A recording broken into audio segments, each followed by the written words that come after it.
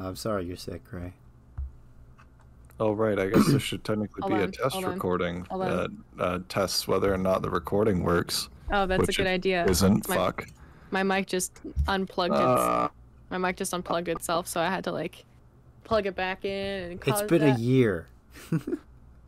And we can't get the episode started. Oh, hello. I'm leaving that in with you guys. This is fumbling. a real test where my voice actually gets recorded. Yeah, I'm currently listening to my test audio. Hold on. I'm leaving this part in. Okay, I'm good. Hold on. I'm not recording though. Give me a second. Oh my god. I was doing the test video. What do you mean? I'm now recording. We said we were going to start at 3:30 and it's 4:08. Okay, look. When have we started on time? 3:30. That's a good point. It's okay. We don't know. Don't even worry about it. Hey, forget about it. I was talking about Lego and playing Minecraft, so. And Ethan was also gaming. I was the one. Actually, no, I wasn't completely ready. I mean, you finished your notes for this like 5 minutes ago. Don't even try. Yeah, it was okay. I say like I didn't finish my presentation. It's like barely a page of notes. Ago. I just wanted things to write down. I just wanted to write some things down, and I have it written down, so we're fine. Don't worry about it. Y'all got notes? I don't have notes. I'm raw dogging this one. Oh hell yeah! Let's go. Well. Good for you. Did you start the episode yet? Yeah, I'm recording. This is the anniversary episode. It's been 1 year of Don't Even Get Me Started. It's been 1 year since we started the podcast. We're recording this on November 20th. Exactly 1 year that the first episode released. So we decided to do an episode of the same format as... And it's also going to be released today. No, it's coming out today. No, yeah, I could probably, depending on when we finish this. I just don't want to. Yeah. It'll go out Monday probably because the last episode came out a couple days ago.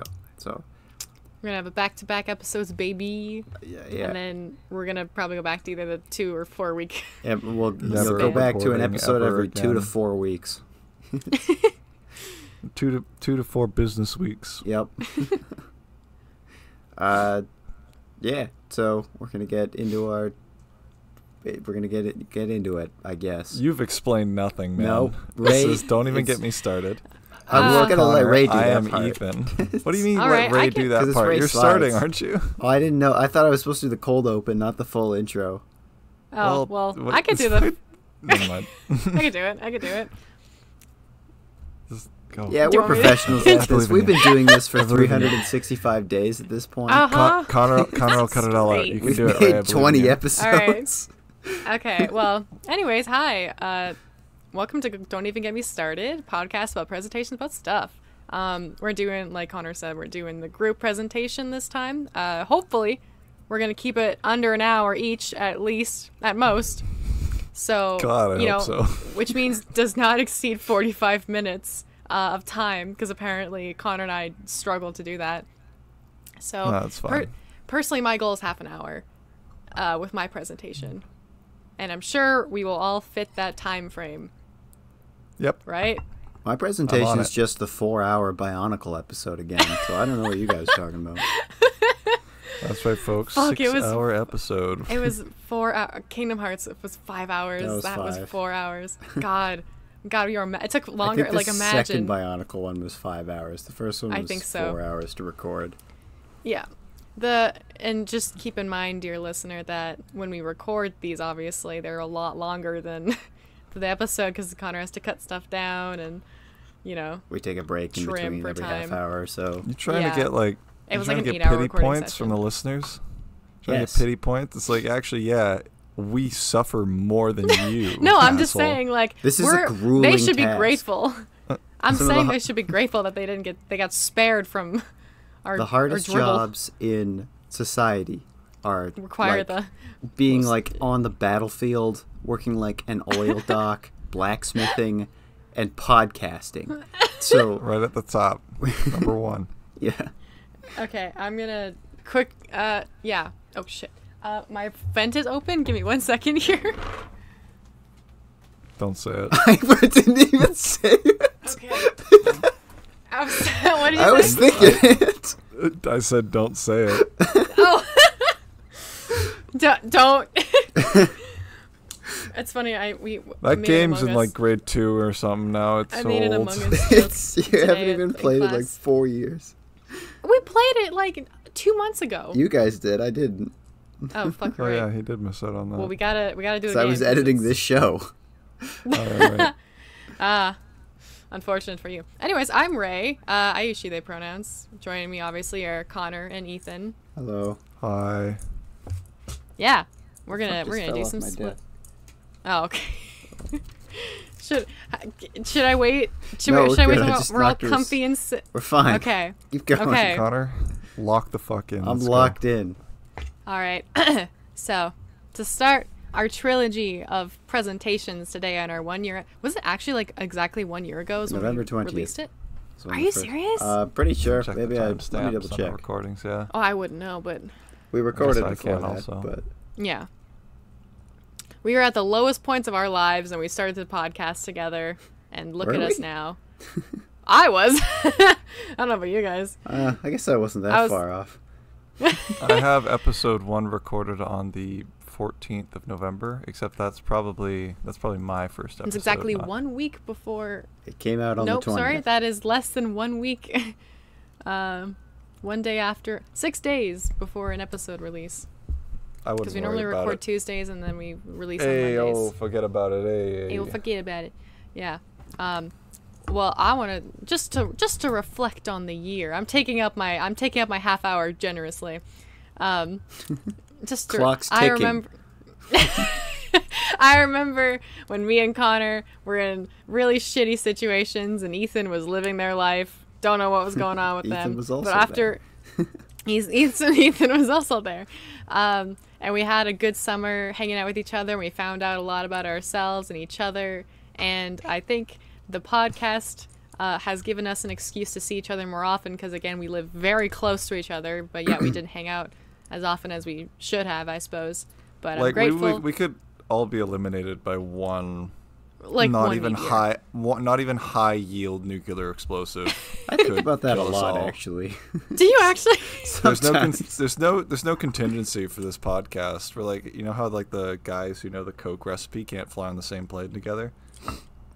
Like No? We can't fly on contingency. we can't fly on the same plane together because then there's no more podcast if we crash Then and the die. podcast is gone. There's no contingency. Exactly. That's insane. Keep going, Ray.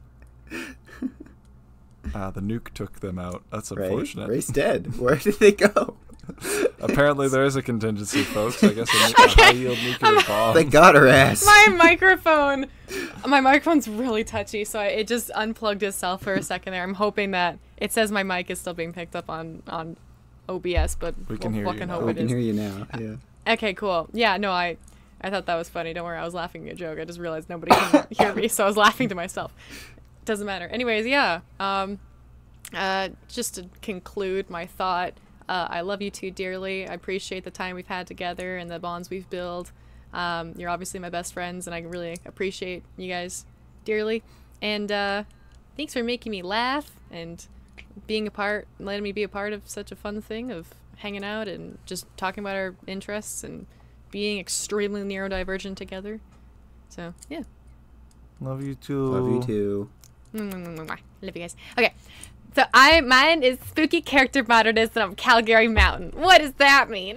That's a have lot no of idea. words. I don't know. With I'm a lot. interested by Calgary. I'm interested by mountain. I'm interested in spooky. That's a good one. to I'm be interested in character and on. And everyone here hates modernism.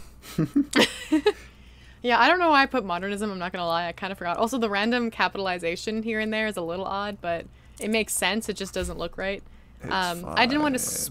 This isn't like a big topic of any kind. It's not like a big secret, but I wanted to keep it a secret. I told them not to look because Ethan once have looked in my presentation and I got pissed at them. Connor's done it maybe once, but I think it was because he had to. But I think I had yeah, to no, fix totally. something. I think you told me to go into it. I don't remember No. what it was though. No, well, I don't. It think doesn't so. matter. It doesn't matter. Yeah. So, well, I'll explain what my presentation's about. Don't worry, it's not very long. You can click on her for me. I didn't use as many graphics and images and stuff like that because I didn't want to get too ambitious and rambunctious on our shared episodes. So just wanted to bring you guys back to memory lane. I know we're all gamers here, so you guys have probably heard of this game that I'm about to mention. If you remember, a spooky game with these beautiful, handsome actors from all of our lots of movies and shows from when we grew up, and these adult actors get to play bitch ass teenagers trying to climb a mountain in Calgary, Alberta, to have sex and get murdered. Do you remember that? No, Ghostbusters Afterlife. The only thing I know of that was filmed in Calgary. Ghostbusters Afterlife was filmed. Wasn't it filmed in Drumheller too? Part of it. Okay. Half-Life? Oh, yeah. That's Half-Life. 20 years old. Yeah, that's. Anyway. The anniversary of that movie, just right? happened, actually. Oh, wow. That's pretty cool. I didn't know that. Well, yeah, I totally remember, too. Click once for me, Connor. We're going to be talking... Cup of coffee. Hang on. Motherfucker. Okay. We're talking about Until Dawn, baby. That's in Calgary? That's in Calgary. Oh, I didn't know that. I watched Markiplier play some of that, and then I was bored, so I stopped watching. That's in Calgary? Yeah. It's in the mountains in Calgary. Or, west of Calgary. To the west of Calgary, where the mountains are. The Canadian Rockies. I didn't know Until Dawn was featured the Canadian Rockies at all. I know nothing about Until Dawn besides that it's a horror game with skinwalkers. All I remember is that Squarejaw McGee from Agents of S.H.I.E.L.D. is in it. That's literally all I remember. Oh, what character is you talking about? I don't remember. Maybe I'm misremembering. I didn't like that game or that show. The characters are in here. We'll talk. You can point it out when we see them because you will see the characters. So, yeah. So the game Until Dawn, it recently got a remake. We don't really know why because it was a well done game for its money. Yeah. It's one of the more popular of the Supermassive game series. There's lots of these narrative games in this style by the same company that did okay, but this one was the peak. There was one that came out not that long ago called The Quarry, which is I definitely will talk about that one in another presentation. But that one is kind of just by the same company, but just a little different. This one, you're right, it involves Wendigos. Connor, if you want to click once for me. With the remake, it's not very different from the original game. There's a shit ton of things explaining the differences and talking about all the lighting and the character design and the different ending or whatever. That's not that different. It's just it's a few seconds of difference and then a little cutscene that doesn't explain anything.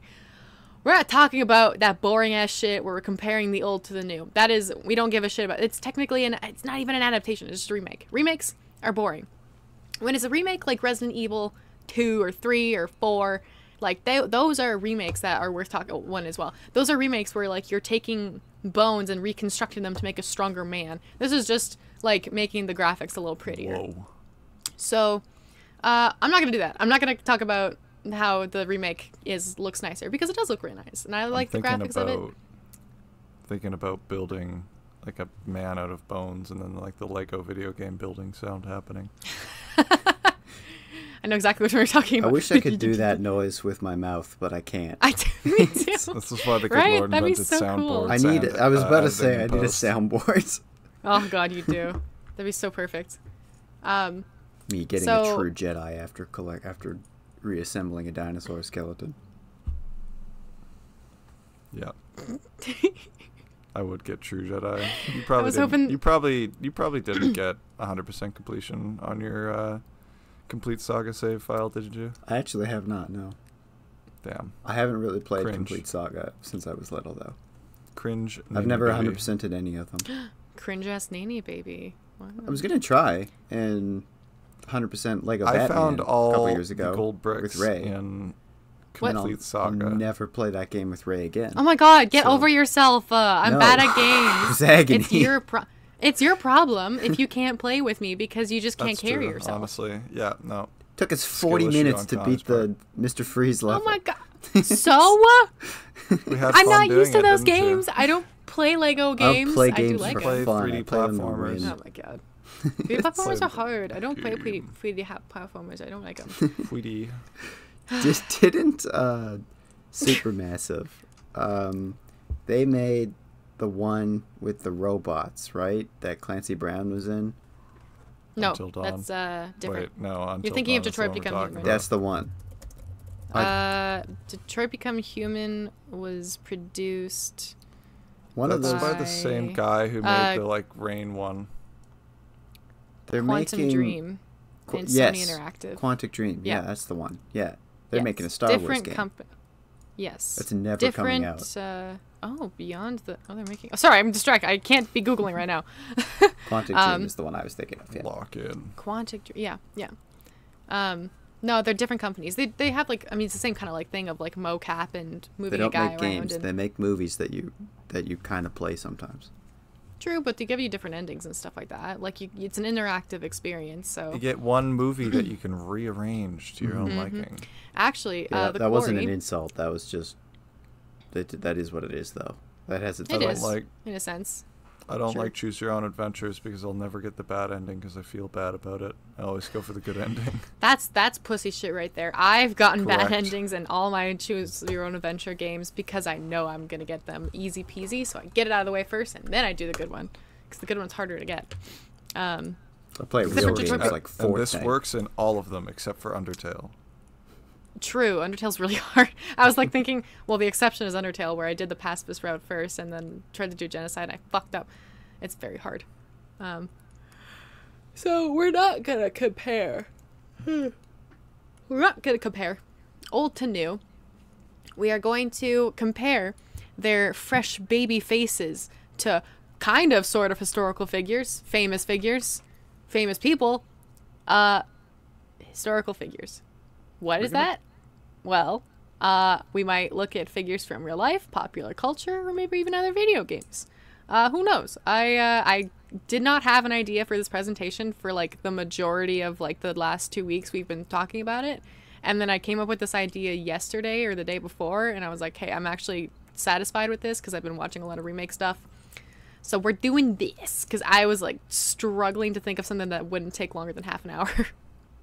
So, you ready? You ready, lads? Ready to go? We're ready. All right. 15 minutes into the recording. Yeah, we're 17 minutes in on 17. Don't forget it was the introduction. This is not all me talking. Go to the next slide, Connor. We're gonna start. No filler, baby. We're going straight into characters. Remember how long it takes me to talk about lore? We're skipping that. We're going straight into characters. This is Samantha Giddings. She is our main character. She's diligent, considerate, and adventurous. She's a pacifist who also loves nature, her friends, and often acts as the group's mediator. These are all definitions the game has given you, but if you want to click once for me, Connor, that's how I would describe Samantha. We got main character, good at climbing, blonde, was a superhero and a Nashville country star, and kind of gay. Where did these come from? If you know the actor, she was in Heroes and she was also in Nashville. That's where that part came from. And then everything else I think is pretty self-explanatory. She does a lot of climbing in the game. But I'm thinking to myself, with these attributes in mind, what about this? What comes to my brain first in terms of historical figures that are main characters, good at climbing, probably, blonde, potentially a superhero and or Nashville country star, and kind of gay? Well, let me just go ahead and say Franklin Delano Roosevelt. I can see where this is going. Hannah Montana. The first guess was Miley Cyrus. And then Wow! That's interesting. Miley Cyrus is a brunette, but yeah. We fucking got it. Welcome back, Hannah Montana. We got the resurrection. Close enough. Welcome back. Close enough. Yeah. All Anyway, right. time to kill you in the woods. Go on to the next one, please. We're moving on straight to the next character. We got Michael Monroe. He's personally one of my favorites. I like him a lot. Mike is intelligent, he's driven, and persuasive. He's a popular, driven young man who is a fan of women, attention, taking matters into his own hands. I didn't tell you to click, but that's okay. I thought you wanted me to. I'm sorry. No, I thought I missed a cue. That's okay.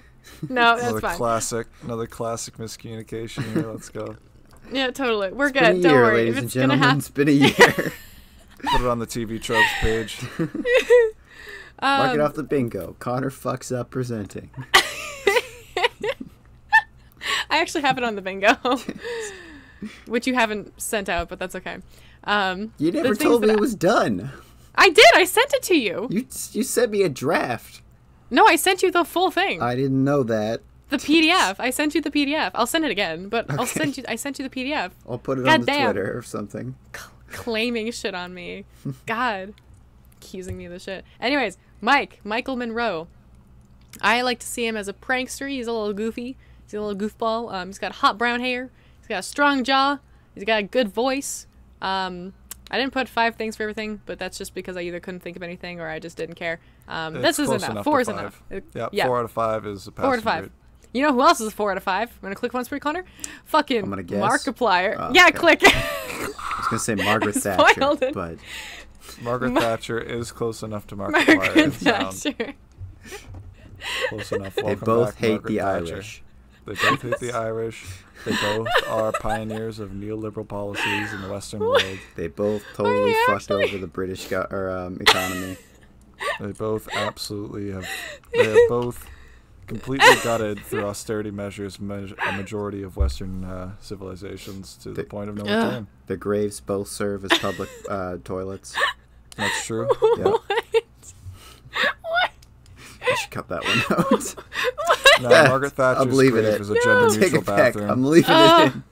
I'm leaving it in. Grave is a gender-neutral bathroom. And while you guys were just mumbling about Margaret Thatcher, I could not stop laughing. Fuck, guys. Come on. All right. You know what? I love that image where it's Margaret Thatcher's grave and it's a sticker that says a trans person peed here and no one was harmed. I saw that.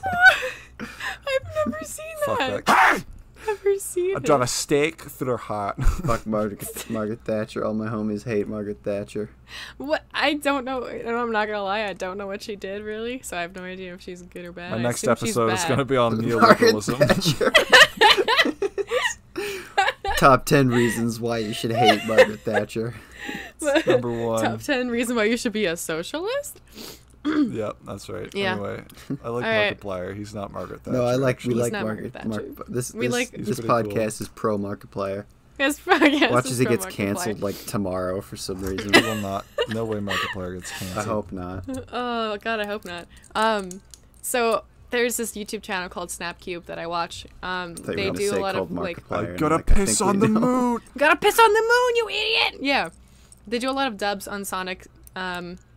Games mostly, but they've done dubs for Life is Strange, Until Dawn, and Spider-Man. So one of their Until Dawn one, the guy that did the voice for Mike sounds a lot like Markiplier, so he was Mikeaplier the whole time. Well, he's Markiplier. They made Markiplier jokes, so very good. In my brain, he kind of already reminded me of Markiplier because the voice actor that did the dub was like it, and also I just think he kind of looks similar. The official dub. Obviously, they don't look the official dub. The official Snapcube dub. Yes. I miss my wife Tails. I miss my wife Tails. All right, go to the next slide. I'll be back. We're moving on to Ashley Brown. We got Ashley. She's an academic, inquisitive, and forthright. She's a curious academic with a big imagination who loves books and gets scared easily. In other words, she's a wuss. She's a pussy. She's like a little bitch the whole game. I love her character. I think she's super fun. She's very cute. She's kind of annoying sometimes, but not that bad. But specifically, Connor, you can click once for me. She's kind of whiny. Again, we still love her. She relies on a blonde boy to save her. She does shit all to help. She has pretty unique ways of dying, which, by the way, each character has, like, at least one different method of, like, dying from each other. Ashley can get, like... Sorry? Never mind. Ashley gets, like, her eyes gouged in. She gets her head ripped off. I think she could burn to death at the end. Oh, yeah. There's like a few more. I can't remember. That's pretty much absolute variety. Oh yeah, just wait till we get to Emily. Emily has the most diverse ones. Sam only has one method of death. She can she gets impaled by a Wendigo if she dies. That's pretty much it. Mike can get burned to death or have his neck snapped, I think, or something like that. I think that's like the majority. There's like one more, I think, but I can't remember. Doesn't matter. Ashley, she kind of doesn't fit. She's kind of dumb a little bit. Like, she's a little airheaded, not like in an airhead way, but in a way of like, you should be smarter, even though this is a horror game. And what other character than this character isn't kind of idiot, sort of blonde-ish character saved by another blonde character, and it's kind of a liability. No. Mousely. I knew it's Ashley Graham. I don't know who this is. This is the president's daughter from Resident Evil 4. Oh, Leon! Yeah, that's her, yeah. Also known as the same voice actress who voices Sandy Cheeks from SpongeBob. You fucking kidding me? I'm not joking. Is that part of the reason everyone drew her as a mouse? I don't know. You remember that, right? When the remake came out, everyone was like, so there was a Tumblr post that was went something along the lines of, you could make Ashley a mouse and nothing about the game would change, and everyone started drawing fan art of her with her cheese. I assume not, because mousely. Sandy Cheeks is a squirrel. I mean, rodents, close enough. Yeah, I suppose so. I don't know. Rodents, right? I think so. You would know. Yes. I don't know very much about this will remain a mystery to be forever. honest with you. Mysterious squirrel. I'm not a mammal guy. Mysterious squirrel. Of course they're both rodents. They have to be. They've got ever-growing teeth, now. and that's the one rodent and thing mammals. that I remember. Squirrel, rodent. Okay, we're good. Thank you, Google. Squirrel, rodent. Anyway, right, I'm glad I called that one. That's one on the board for me. How are you doing, Connor? Teeth, hairy, small. Behold, a rodent. A rodent. Rodent. I'm 3 for 3 here. So. Oh yeah, you're doing great. I guess I got some catching up This to is do. L. Ron Hubbard, founder of Scientology. Mm-hmm. You fucking nailed it. You go on to the next slide. I bet you'll get this one too. If you count me saying Miley Cyrus or Hannah Montana, that's 2 for 3. True. So this is Christopher Hartley. Say, Miley Cyrus is a half point. Mm-hmm. Okay, 1.5 sounds good. Are you trying to predict like what character I'm going to compare them to before Yeah. I'm not trying. Okay. I'm nailing it. All right, works for me. So Christopher Hartley. We got our boy. He's a methodical, protective, humorous. He's a methodical and analytical nerd with a tendency to clown around and pull pranks. He's more of the prankster, I guess. But other than being a prankster, you can click once for me, Connor. He's also a nerd. Purity ring celibate version Chad. Knows weird facts about cool stuff. Iconic hair and autistic. I like Chris. He's a good character. He's really fun. I like these are all the remake models, by the way. So these are like a lot more honed, and you can see their wrinkles more. Again, these are meant to be like 16-year-old people. They don't look 16. They look like they're like 26 maybe, at the youngest. That does not look like a 16-year-old at all. He does not look like a 16-year-old. He's also built not like a 16-year-old. He's built like a big boy. He's a big soft boy. The actor for Chris, because the models for these characters are the actors that play them. So the guy that plays Chris, who looks obviously like this guy, he's also pretty goofy and funny. So I think he's a fun one. But we're not here to talk about the actors for voice and body for this game. We're here to talk about what characters they remind me of. But what does he remind you guys of? Is this me? No. Oh. I'm still going Joseph Smith, the guy who founded Mormonism. That's probably a solid guess. I don't think I get a second one though. Probably gonna have to throw this. You can have a second one. Nah. We're sticking to it. Well, it's definitely me. Ethan, you were close. I don't like where that's going. No, I don't like where that's going at all. Go ahead, Connor. I thought of YouTuber CJSiev. I like how you just left the one word autistic at the bottom. Isn't that from one of my? Is it the one in the middle? Isn't that from one of my thumbnails? Yes, the what if really awkward review video. Damn, so close. Fuck. Made my head look 3 close. times bigger in that thumbnail too. If Chris's hair was longer, it would have been you, Ethan. I'm like, it's one of us, isn't it? But it'd be an insult to my good friend of long time, Connor, to call I don't him. like this one. Again, he's Chris especially because I guessed Joseph. How does Chris die, Ray? Chris can get decapitated by a Wendigo. He can get dragged into a cellar. He can get burned to death. He can get left out to die by Ashley, because if he chooses Josh over Ashley when having to kill one of them, even though neither of them die, Ashley leaves him out to get killed by the Wendigo. So. That's cool. How do you feel about this, Connor? Not good. How do you feel about this, Joseph's?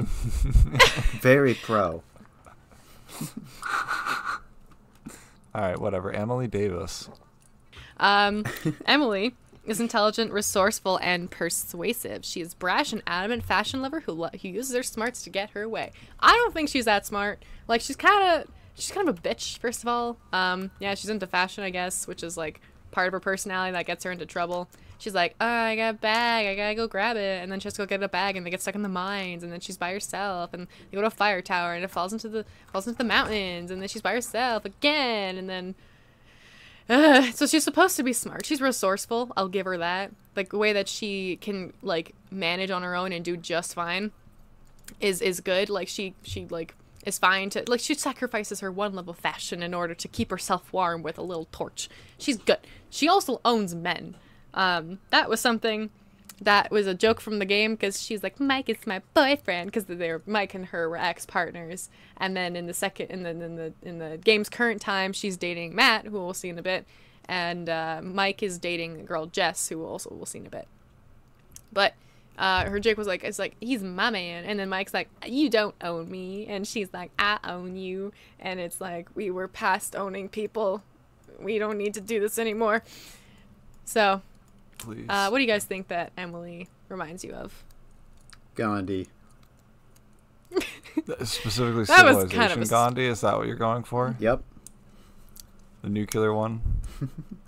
Bit of a stretch, but I can see where you're going, I guess. Let's think back to like Mike. We're looking into popular figures, right? Oh, I Margaret don't either Thatcher. of you can. It's not Margaret. I'm doubling down. Doubling down. Well, you bet money on it? No. I'm putting it Final all on answer. Margaret Thatcher. Well, you're so close. So close. Is this one, Ethan? By a woman. Huh? Is this one, That Ethan? would be funny. That would be funny It's if not you listed up kind of a bitch, No. into fashion maybe, should be smart, isn't actually, and owns men. I should have picked Margaret Thatcher. I should have done more research. No, it's not her. I don't even know if you guys would know who this one person is, but you can Jill click on her. Stein. Oh, Trisha Paytas, I was right. idiot. I Jill have no idea. Stein. I don't know who this is. Stein. So she's a I- YouTuber, but she has like a personality. Most opposed people to do most have that, people. yeah. I was gonna say personality disorder, but she has like a weird So like do most mimicry YouTubers. personality thing. No, she's now into Jesus. She was a porn star for a bit. She was trans for a little bit. She was gay for a little bit. Fuck, she was trans for a bit. Oh my Yeah, God. there's a bunch of Was she's she? very interesting. Oh yeah. Huh. Yeah, she's like, I'm trans, and I'm not quite sure, like, yeah, and she has like kids. She has 2 kids now, I think, or something I don't put brain cells toward like any processing power towards famous people. Yeah. Me neither. Yeah. She's also a singer too, so she has Sure, she she's sings a very lot good. about, and she's great. She's so good. It's just more the Like, personality that genuinely, kind or of are you being reminds. ironic? I'm being sarcastic. Okay. She can hold a tune, which is fine. That's what a lot of singers can do. The bare I'm minimum. I sure would- she's very nice. I'm sure she's nice. I have no Hey. idea who this is. I feel like she's also like a makeup YouTuber, I think, or something. I think she's more like a lifestyle YouTuber, but just the attitude, the sassitude. We can move on to the next one. We got Matthew Taylor. Matt, this is Emily's current partner in the game. Matt is, give me my notes here. Okay, I got Matt is motivated, ambitious, and active. Active? I don't know what you mean by that. I think he's supposed to mean sporty, but when you think of active, I don't think of that. He's motivated, gentle, yet protective young sportsman. He's got like the least like descriptive attributes of him. I think he's very misused. Like, he doesn't get used a whole lot. As in just like his character, like his part in the story is very short. He's probably got like the shortest like screen time in terms of like individual character or character like development. Like, there's not much for Matt.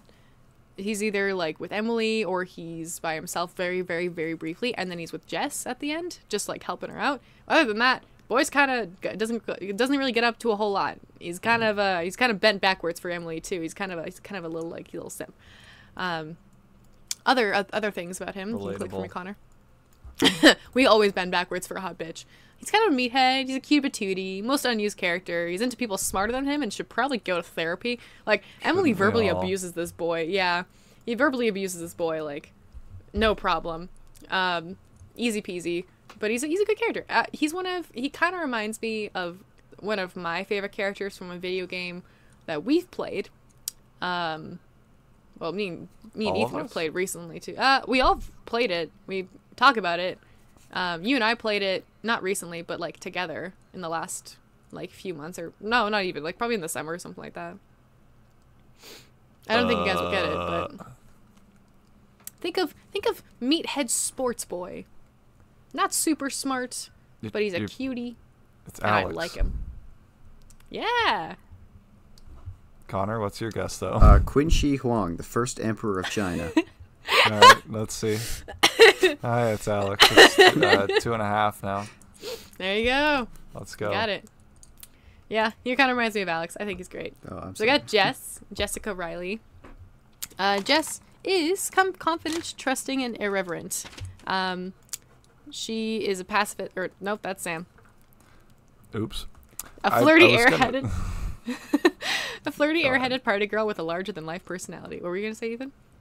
I was gonna say, I'm like, you genuinely had me stumped. I'm like, we play video games together? Like, I had no idea what you were talking about. Wait, what?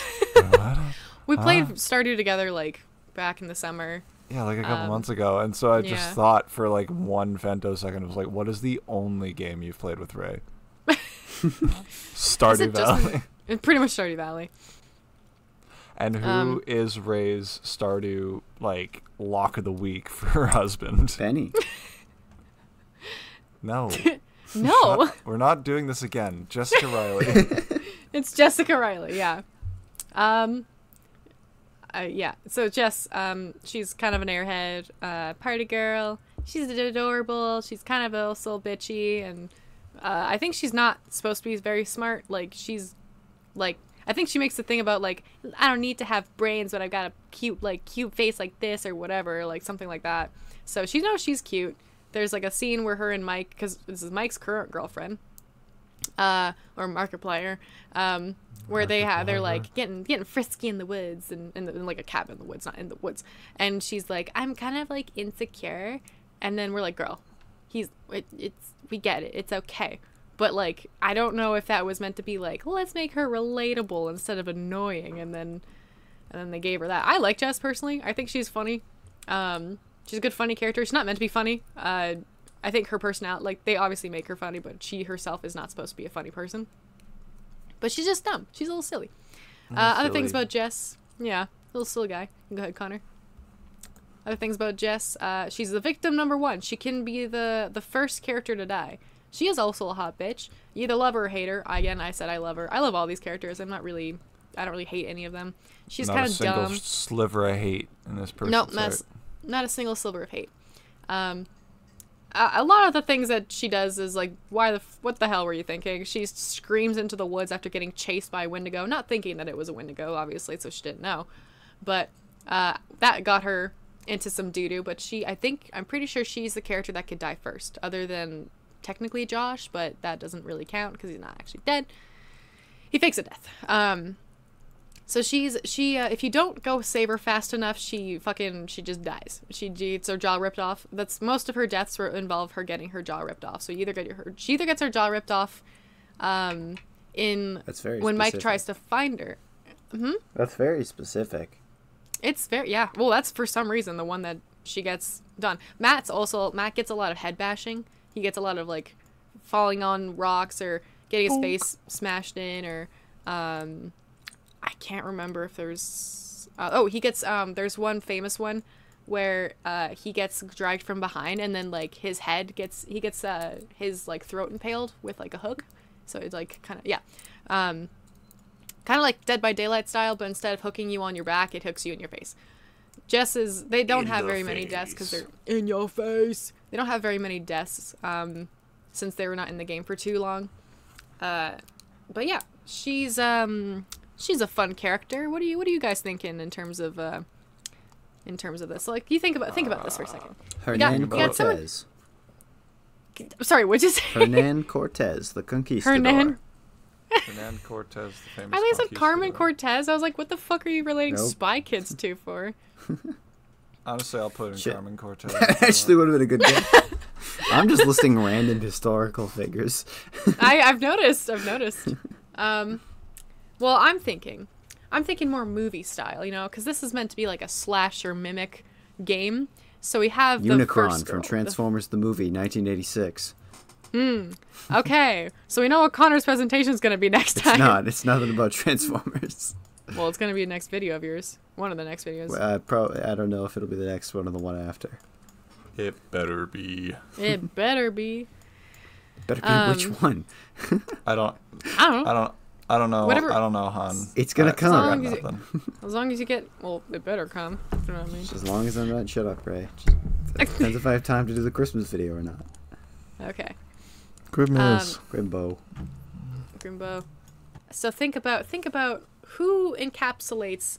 You either love him or hate him because they're kind of Margaret annoying. Thatcher. Okay. That is a real love or hate kind of situation going on there. Ronald Reagan. I guess so. Oh yeah, we can put in Ronald Reagan. Richard Nixon. You gotta hedge your bets a bit here. Hedge your bets a bit here on the neoliberals. William Taft. What's that guy? Who's the mayor of Toronto? Gord something. Gord Downey. Gord Ford. Gord Ford. Rob Ford. Rob Ford. Roberto Ford. Jessica Riley is Rob Ford. Yeah, that's it. There it's he not, is. she's Loki. Rob Ford. Rob Ford. Tom Hiddleston is playing Rob Ford. Yeah, that's him. I was thinking for victim number 1 because Loki's the first to die. Oh, actually, that's a lie. It's the guy with the sword. Heimdall. In Infinity War, but for main characters that we know, Tom Hiddleston really is more well. important. Yeah. So yeah. Anyways, we can continue looking at his disgustingly dead face, or Tom we can go to the next Hiddleston slide. does have his own whole TV series as opposed to. Isn't it Idris Elba? Who Yeah. is Yes. It is right? Idris Elba, yeah. Thank God I'm not racist. Anyway, Joshua Washington. I haven't actually seen the second season of that. I haven't either. Me neither. First season was good. It's the only one I liked. I liked it. One of the only ones I liked. I think I'm just tired out from Marvel stuff. I'm I just need Marvel. Yeah. Honestly, out of Loki, I only watched the first episode up until the point where they're like, this guy did DB Cooper, and I'm like, that's hilarious, and then watched none of the show beyond that point. Fair enough. That's funny. Did you get to the part where they had to like clean Loki and they like took all his clothes off and then gave him the suit? Yeah, that was prior to that. It was a good scene, right? What? Good show. Tom Hiddleston being naked? Yeah. That's all I need. You know what else is interesting naked? Joshua Washington. Does the actor look 45 minutes into the half-hour presentation. Okay. Again, most of it was introduction. Take your time, Ray. But we're getting close. We're getting close. Don't worry. Okay. Does this actor look familiar to you guys? Fuck. Looks like generic white guy number 2. I have no idea. He's not white. He Looks isn't like white. Turns out you are racist. Generic white passing. Fair enough. Damn, I am racist. This is terrible. You might recognize Samuel L. Jackson.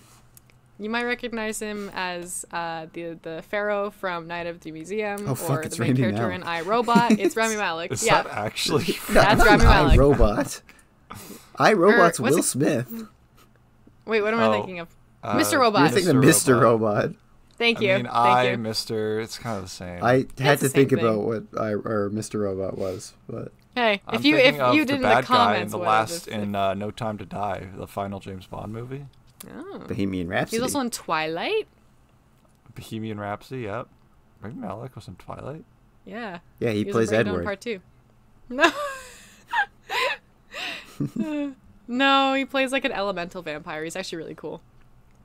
Yeah, Rami Malek plays Joshua, one of my favorites. I think he's fun. He's complex, thoughtful, loving, and what else can I say about Josh? A mysterious, complex film enthusiast who has been struggling to cope with. My brain activated on. Oh shit! It's Rami Malek. It's Rami Malek. Out of all the roles he's played, I know. He's actually. I assume that one. He's actually going to guess something real now.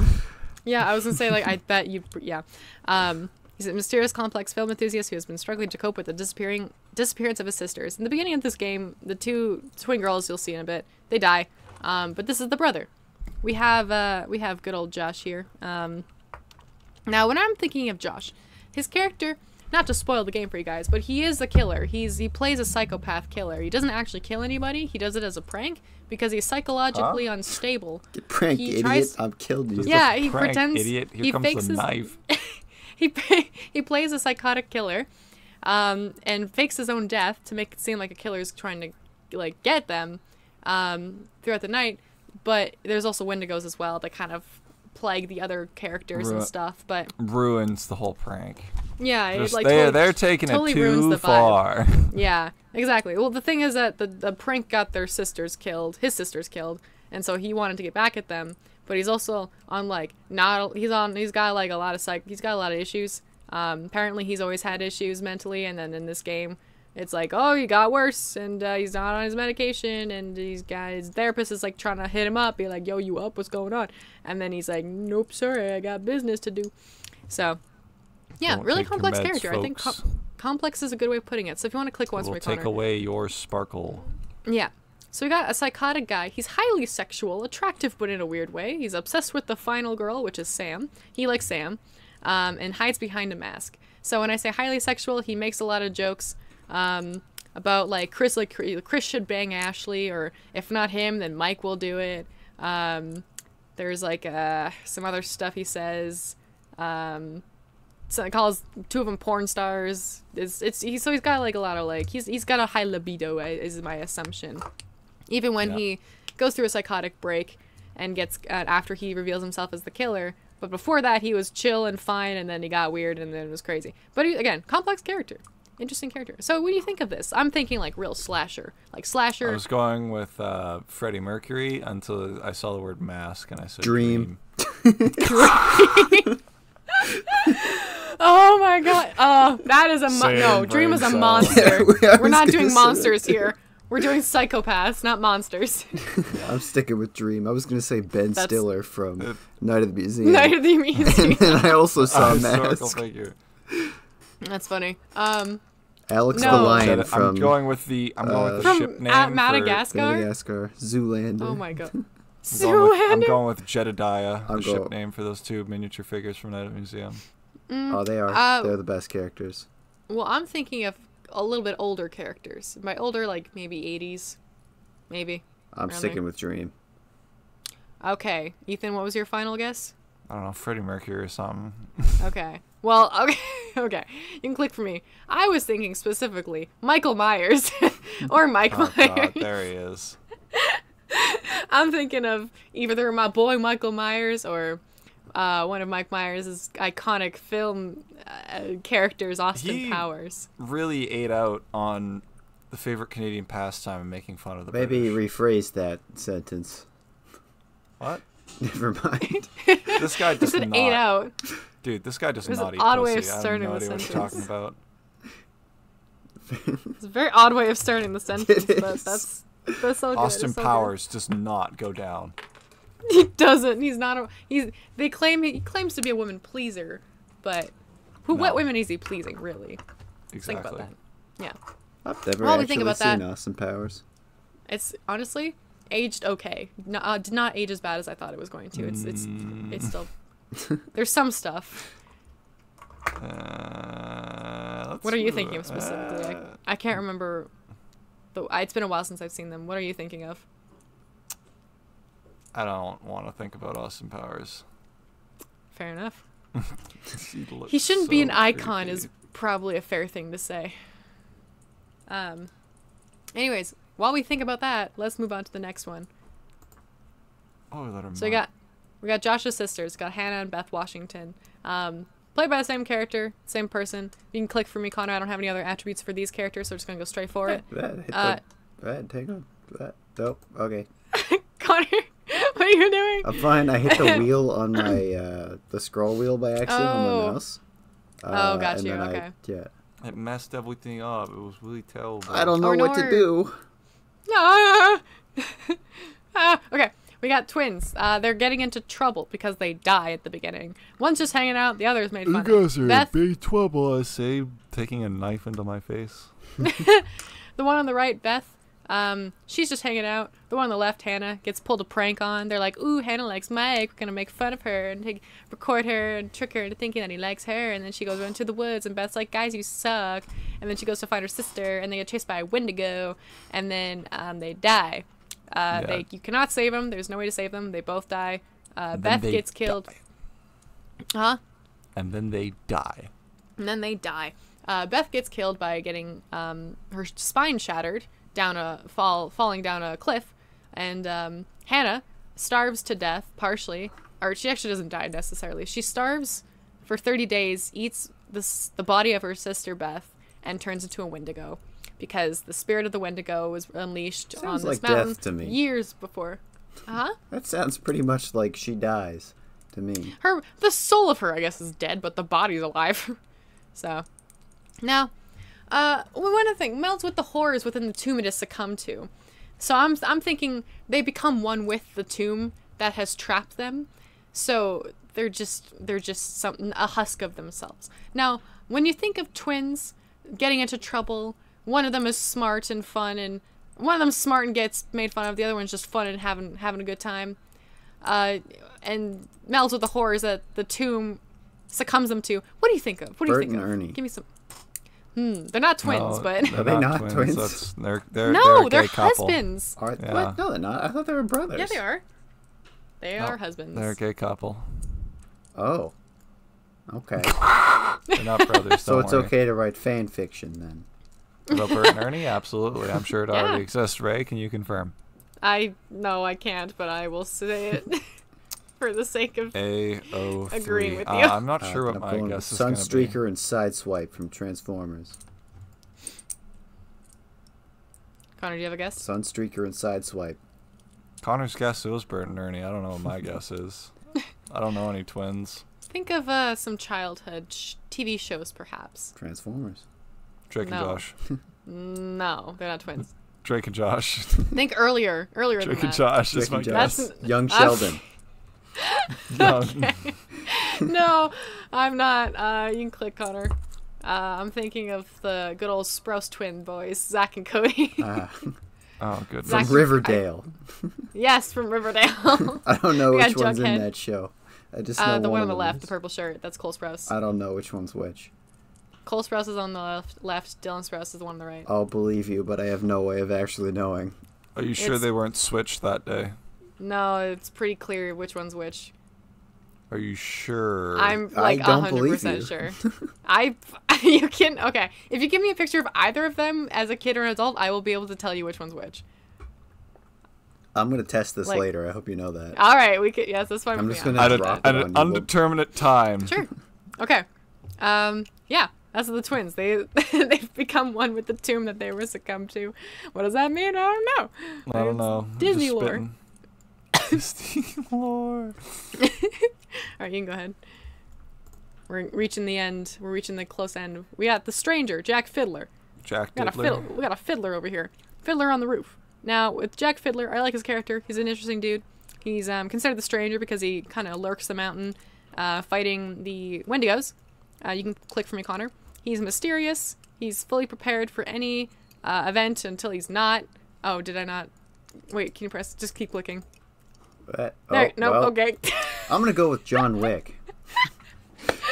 I didn't see what image popped up, so I'm going to go with... Anyways, he's fully prepared for any event until he's not. He's a real looker. Lost his wife and dog, probably. This is an assumption, but it was only so I could relate him to John Wick. You could relate him to John Wick? All right. Yeah.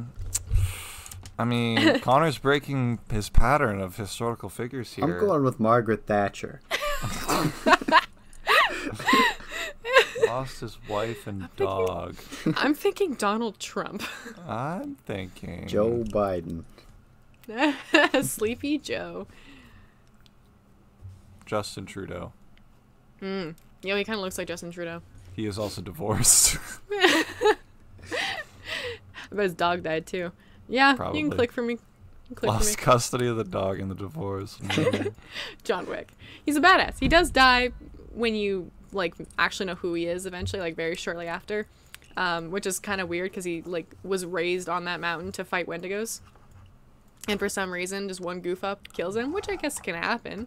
Like that's gives you to show like don't let something small and something that you're good at make you think that you'll be fine. It's like, oh, I've climbed this mountain 1,000,000 times. Just kidding. I slipped and now my spine's a banana and I'm going down the stairs. Couldn't be me. And the piano falls on me. Yeah. I would climb the mountain the first time right. Yeah, I would just not fall over, actually. Actually, I just like wouldn't do that. Yeah. I'm kind of built better. I'm built different. I'm built better. Right. Go to the next slide. We got another really cool character, Dr. Alan Hill. He is the therapist. Look at those pussy lips right there. Look at them. Look at that man. Excuse me? What did you heard what I said. Walking back in. Or I guess butthole lips maybe, but pussy lips is what I like to say. That's not better. Pussy lips. Doesn't. It's a pussy eater lips. How's that? Click once for me, Connor. It's not so better. Atrocious. My goodness. So, Dr. Alan Hill, literally your inner demon. He's an old white man, potentially fuckable in the right light, honestly. Like, I'd do it. He's a therapist. He's obsessed with the main character because he therapizes the main character, which we later find out this is, it's Josh. By the way, I guess a little late, but spoilers for Until Dawn if you haven't played it, dear listener, but you're probably fine. I'm thinking of one character, 2 actors. So this is a character on TV that we've seen. Henry Kissinger. No. I'm thinking like, see him on TV in that one episode. I don't know who you're talking about. I'm not talking about anyone specific. I'm just saying things, man. Oh. I'm just saying words.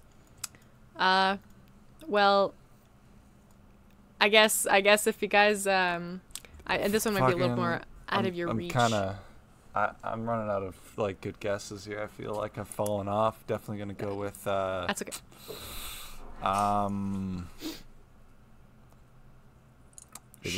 Is this John A. McDonald? That would be funny. I think I should have just guessed myself for every single one of these. I'm so sad to say, Ethan, I did not put you in this presentation. I'm gonna go with William Honestly, Hartnell, thank you. First Doctor. You're welcome. What was yours, Connor? William Hartnell, who played the first Doctor in Doctor Who. That's actually potentially fuckable in the right light is probably the best compliment I would have ever received. Yeah. Anyway, next show us what this go ahead. Ethan Honey, yeah, you're I was fuckable thinking in all light. You are. Man. I was thinking of Hannibal Lecter. Yeah. So Anthony Hopkins and Mads Mikkelsen. It's the guy from Death Stranding. He was in Transformers 5 the last night. Megatron kills him. Mads Mikkelsen is in, and he's in Star Wars Rogue One. Yeah, it's true. Yeah. And Doctor Strange. Mads Mikkelsen. I shouldn't say in the stuff, right probably. light. Mads Mikkelsen is fuckable in every right, in my opinion. Correct. Every right, every light. Can't even say it right because it's so true. What? Say what? He's fuckable in every light. It is. It's so true. It just hurts. All right, last one. Correct. Very last one. I think you guys will be able to get this one. I don't think you'll have any issues. We got the Wendigo. Margaret Thatcher. Fuck, that'd be so funny if I predicted. If the last one is Margaret Thatcher, that would be the funniest fucking thing. That would have been so funny. Let's put a cut in here right now and like edit it. I could do that. Honestly, I feel like I should do that. Nah, it's okay. We got, okay, this is the Wendigo / Makapitu, or Makapitu, I think. That's probably the best way of pronouncing it. It's a Cree word, I believe, but since there's mountains in Calgary, it's meant to be the Cree indigenous people that were around the mountain that apparently like had. I don't know if that's completely accurate because it's more the like I think it's in the Nakota Sioux that was kind of throughout the mountains in the Rockies from like throughout North America. Like there's like evidence of. Just a personal thing. I need you to stop saying this mountain's in Calgary. There's no mountains in Calgary. There's hills. Like the Rockies don't go to Calgary. Okay, the Rockies. The foothills start at the west of Calgary. In the Rockies in Alberta. My apologies. I've ever heard that triggered before. Goddamn apologies. There's no mountains in Calgary.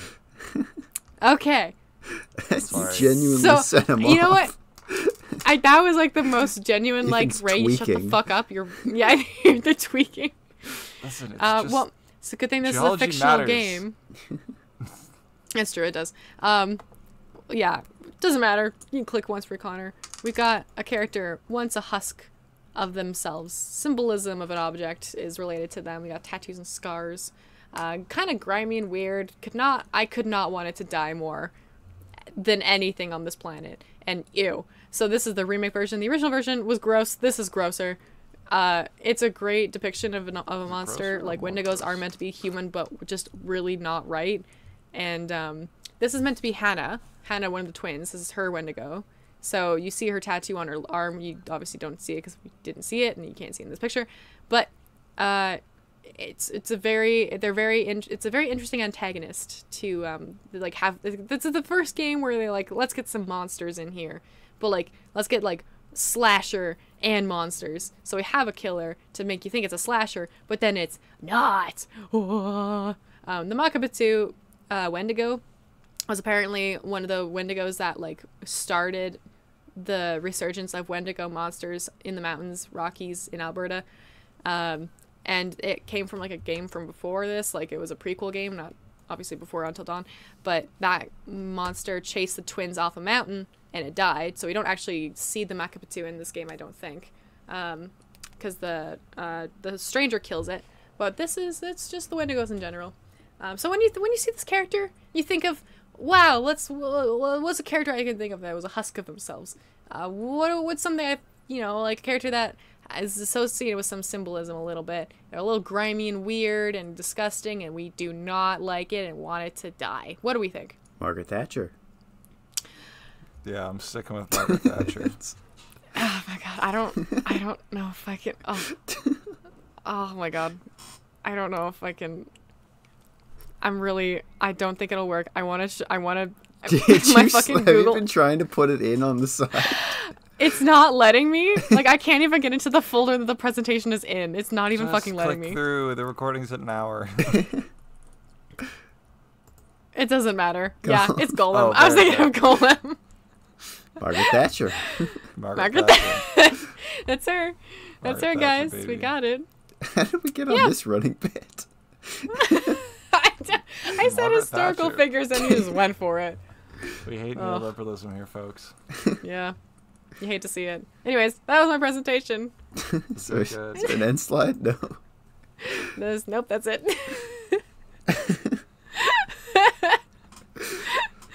Alrighty, nice. Half an hour, bitches. Let's go. Yeah, 1 hour into your half an hour recording. Oh god, we're never gonna get this. I'm never gonna stop my recording. I'm also gonna stop my recording. Me too. Me too.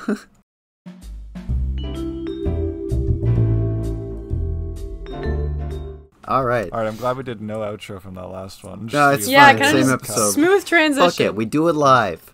Do it live. Fuck it, we're doing it live. We're doing it live. We're fine. Okay, so my turn. I'll try to keep this shorter. We're doing 15 more weird and cool extinct animals. We did 15 last time. We're doing 15 more. Woo! Let's fucking go. We're gonna do the same format. Did you copy and paste this from the last presentation? Yes. Dude, high five. Yes. I think the title of the slide is still copy of, and then whatever. That's the exact same format, but it's all new animals. We're gonna go through the time period and the vague time. It'd be funny if there was one of the same animal. But you know what? I wouldn't ever notice it. We're gonna go the group to whatever classification I thought was interesting that most people would recognize. The diet, the countries it was found in, whatever weird features I think were cool. We're going to go in a rough chronology of the time period it was in. Some of these are more obscure than others. Some of these are not that weird. I just thought they were cool. Are we going to cover any new ground on this one that hasn't been talked a million times in other YouTube videos? Maybe. But away we go.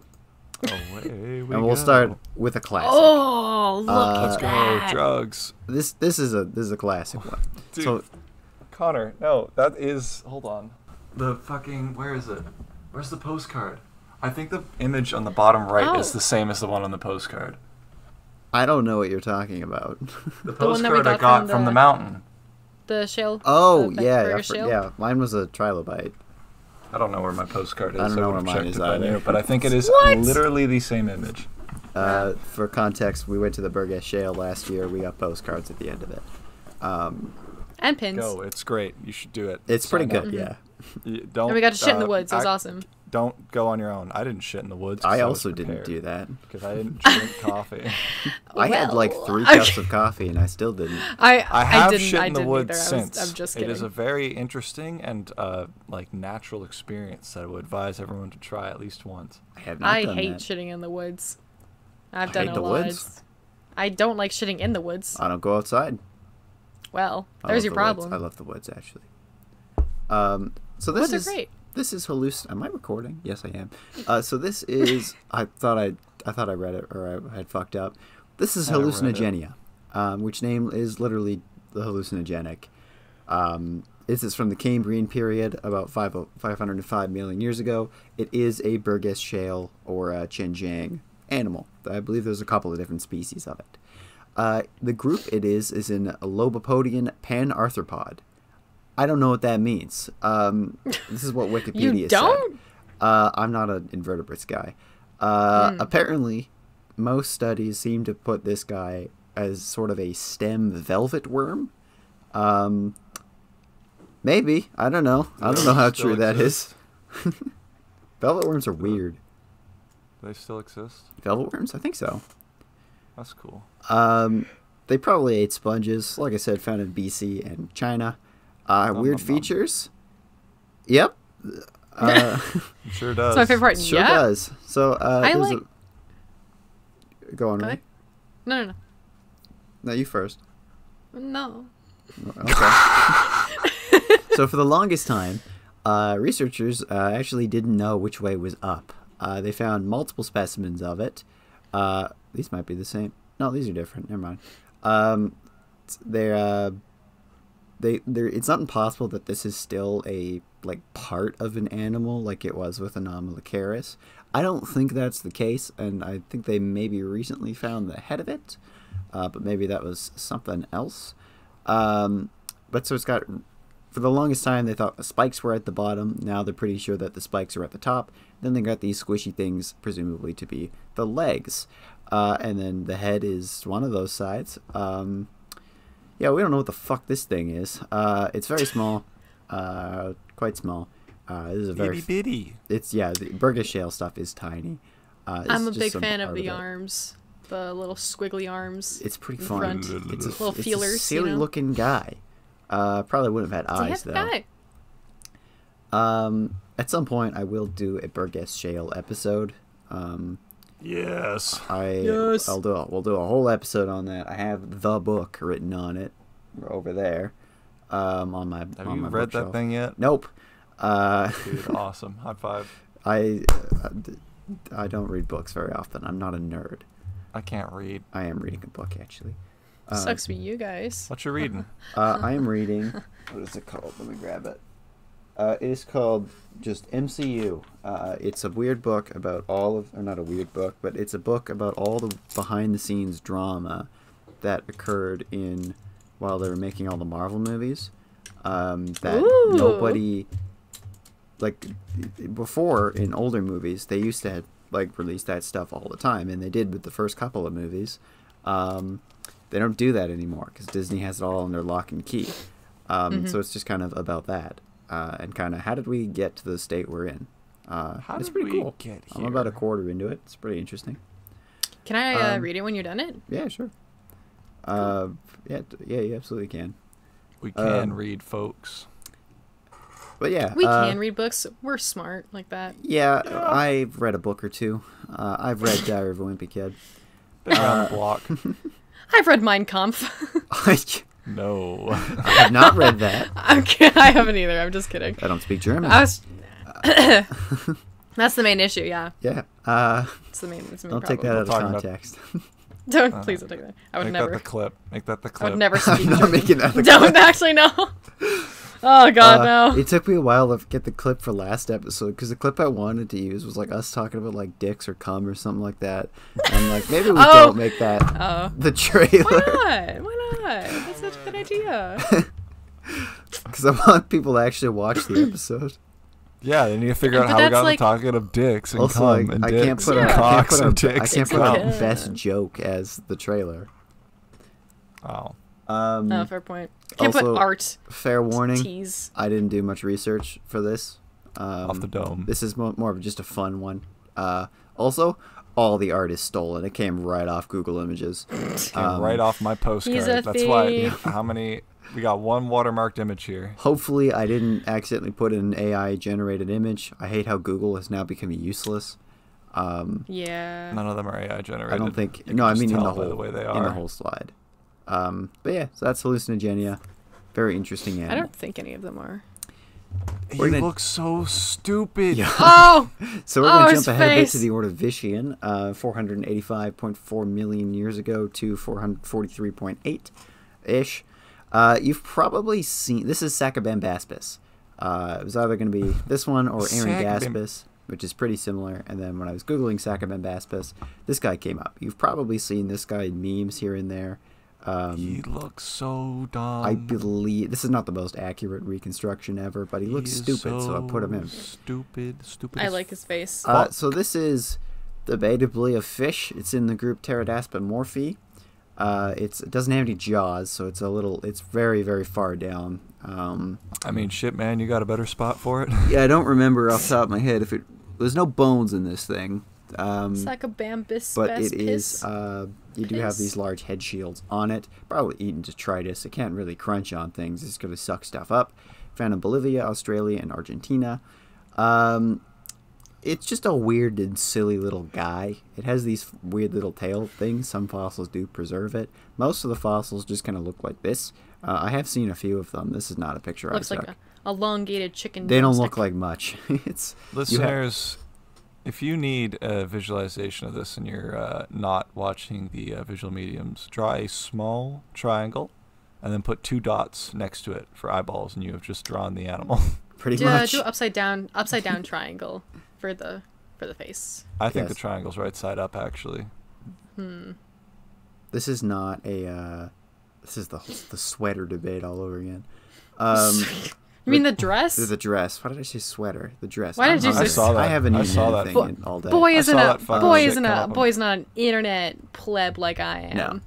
Get out of here. I saw that shit come up on my feed the other day. The dress. Someone was like, I spotted the shit in the wild and had a heart attack. I saw that. Was that on Twitter? I think so. That's funny. But this, the fossils for this guy. Yeah, sorry, audio listeners. By the way, this one sucks to be you. Watch the You apologize You apologize for the exact same thing in the first episode. You're like, sorry, I know this is an audio-based thing. We're gonna describe some weird animals here. Which was very funny. But the fossils don't look like much. It's just sort of like a rough chicken leg shape blob, or like chicken breast. Chicken boob. They don't look like much. But they are interesting. They're a fairly important step in our evolution that I'm not really going to go into because I don't want to. And I don't remember.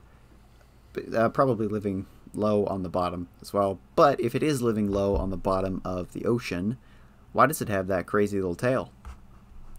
So explain that. Could have been Liberals. a more advanced swimmer than most animals of the time. But it was not going to be able to. It wasn't going to do that much. Let's move on to, this is a pretty obscure one. This is Paleoispis. From the Devonian, we're a little bit farther ahead.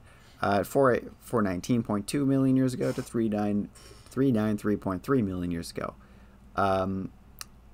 This is a chelicerate, so it's in the same group as spiders and scorpions and horseshoe crabs and eurypterids. This thing is, I think it's closer. They think it's closer related to like modern sea scorpions, which are not regular sea scorpions. It looks like a scorpion and a spider had a weird, deformed child. Yeah, probably eating crinoids. It was found in Germany, and apparently the I didn't know about this before. The deposits this guy's found in are just full of just freaks like this. I wrote a couple down for next episode. Like if I decide to do this again, which I had no idea existed. Yeah. But there's multiple fossils of this thing, and it just looks weird. It's this horrifying spider monster. These I think here are, I believe, the chelae, which is what chelicerate is made off of, but it could be over there as well. I don't really know. Again, I'm not an invertebrate guy. This thing's not huge; it's about foot-sized, or it goes up to your knee roughly. Ooh, and I don't like how big that is. Yeah, oh, that is much massive, bigger than I thought. But it's still big. And the species, which I found out while I'm doing this, the species is Problematicus, which is funny. It's Paleoiscus Problematicus, because they have no idea where this thing really fits in or what it was doing. There's also not a whole lot of art on this thing. I don't blame them. I assume it's probably because it's terrifying as a Because it looks weird. Also, like, look at the fossils. Where is anything? Like, what am I looking at here? It is weird. This one I think is a cast. I don't think that's a real one. The one that's the you know those top 4 pictures over there? The one on the bottom right? This one? It kind of looks like its skeleton is like ascending to God. Like it's a cloudy day and it's like ascending. The rapture. It's like take me. Yeah, exactly. Yeah. It's like fucking take me, please. Moving on. This is Bothrial lepus, from the Devonian, about 387 to 360 million years ago. It is a placoderm, so it's in the same group or like large group as something like Dunkleosteus, but that group breaks up into a couple of different groups. The Arthrodires, which is where Dunkleosteus or Gorgonichthyes or Titanichthyes, a couple others, they fit into that group. This is the other group, which is Antiarchy. There might be a third group, but I don't remember. Antiarchy. That's what they call Antarctic antagonist. Sure. Antiarchy. I'm fucking killing it today. The way this thing... This is a great episode. The way these things are built, with the little eyes on top and the mouth is on the bottom, they were definitely scooping shit up off the bottom. Oh, scooping. These are not really fins, by the way. They don't look like they were very mobile, looking at some of the specimens. They seem to just be out there. Probably were moving a little bit, but they're not like fins like we understand, like in a normal fish. This guy's found in Quebec. The site, I believe, is called Maguasha. He just looks stupid. Like, look at his silly little face.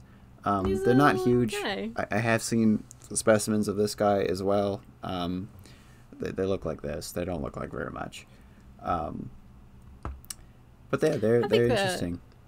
Yeah, they do. They kind of look like a weird mix of like a turtle and then like a stingray, kind of. It's weird. Kinda, yeah. They're what you're looking at here are the head shields. So in something like Dunkleosteus, it only covers the first kind of half, which is also the case here. This here is the nuchal gap, so their whole head in something like Dunkleosteus comes up. I probably wouldn't have done that in this because that mouth is on the bottom, but that is the same plate. You can see it on some of these. You can see it there, and you can see it's kind of on that one, and you can see it on some of the fossils. I don't know if it's coming through on the stream. There's a little... The eyes? Right in above the eyes. There's a little spot. That is the pineal organ, which is a little light-sensing organ, which is present in some animals. And most reptiles have it, not us. Do anglerfish have it? I don't know. Is that something else? Okay. I have no idea. I don't think... The thing you're thinking of, where it's like the lure, is not. Yeah. That's not it. That's probably just a modified dorsal fin, right? I don't know. I gotta be honest with you. They look like water bugs. These things? Yep. They kind of do. Yeah. Yeah. Little goobs. I was thinking of sperm with arms at first. Oh my god. You went with sperm with arms? That was my first thought. Not the you disappoint thought, me, but the Ray. first one. Come on the mind. Tiny shark. Look, This is Stethecanthus. I'm not explaining my reasoning. Technically, this is not an obscure one. Technically, not a shark. This is in the group Samoriformes. It's not a shark. It is a chondrichthyon, so it's a cartilaginous fish like a shark. But it is in the group Samoriformes, which is closer related to chimeras and batfish. Sorry, ratfish, not batfish. Batfish. The holocephalans. This is also from the Devonians, from the very end of it into the Carboniferous, from 370 to 345 million years ago. It was eating fish. It's pretty much just a shark. Found in the United States, Scotland, Russia, and China. And the funny feature is it's got this stupid little anvil head. I believe there are several specimens of it that show it. It's very unsettling. And it is rare to see the full body specimen in really any chondrichthyon, because they don't have bones. But you got it clear as day on this one. The top of it is also, you can see it in some of the art, the top of the anvil thingy and the top of their head has like denticles on it, like a heavy mass of them. Did you say denticles? Yes. Denticles. Like dent? Yes. Or tentacles? Yep. Denticles with a D. This dude is fucked up. Yes. Leave him alone. He's just trying to live his life. This is from Sea Monsters. It makes a brief cameo. Film ever made. Yep, starring Nigel Marven, which I maybe have in the mail. Maybe. Oh, fuck. I maybe found. I bought something. If it's the right thing. Something. I hope it's the right one. Rolling the dice, baby. Let's see what happens. Hunting it down. It's the last Walking with documentary I am missing, except for Cavemen and the movie. I don't care about the movie, and I don't think there was a physical release of Cavemen, although it is on a box set. Folks, this guy not interested. No, I don't care about that one. But Sea Monsters is the one I'm missing. It's on YouTube if you haven't seen it. It's about an hour and a half or so. It's made by the people who made Walking with Dinosaurs. It's pretty good. Nigel Marven, who's a zoologist, goes to the 7 deadliest seas of all time and just looks at cool predators and stuff. It's good. It's fun. I recommend it. But yeah, it makes a brief cameo.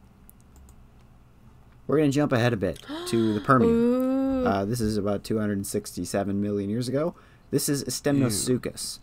God, I fucking hate the Permian. Why does everyone look so stupid? I love the Permian.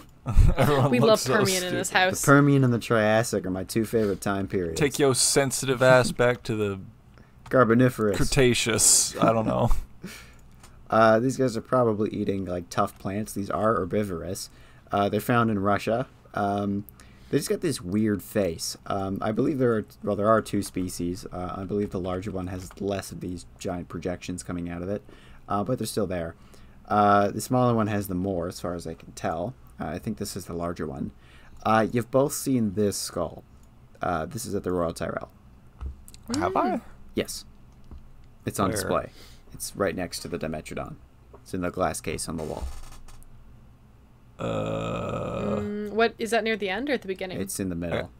I guess I just ignored that poor bastard. It's on. There's a whole glass wall with a bunch of skulls right next in to the Dimetrodons. Yes. I must just be so fascinated by the Dimetrodons. The only good thing to come out of the Permian. Was that the one where Ethan was like sitting in front of the glass thing and it says no phone, just like living in the moment or whatever? Was it that area? Just before, it's right at the bottom of the staircase, right after the breathing guy, just before the big bones on the floor, which the big bones on the floor and the water guy that the lady found, which are before the big plant area, with all the bugs and like the tarantula, I think. Not anymore, but yes. I don't remember seeing this in my life. Sorry. I promise you it's there. It's been there your entire life. Damn, guess we're going to have to go back, Connor. What a shame. No! What a shame. No! You free tomorrow? I'm not. No, I'm technically not. I'm not free. I'm working. Get freaked out. So this is these weird projections. It's not impossible they were sticking out of the face like this, but I would bet that this may be a case of scientists not putting enough flesh on the face. I don't know that for sure, but like Like, what'd you say? Certified shrink wrap moment. Yeah. So, this could be that. No, I'm not an expert on this. I am. But I would say... you're weighing in? Yeah. They fucked up, actually. You heard it here first, folks. I like that the one on the bottom right looks so smooth. It's like a smooth brain, you know? He looks like a hippo with shit sticking out of him. It does. It's kind of cute.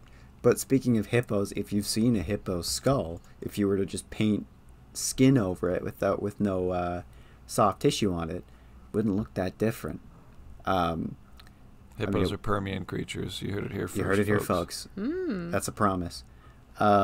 It's the only animal that survived so long. It's not impossible, and I don't know for sure. Maybe these really were confirmed to be bony projections like this.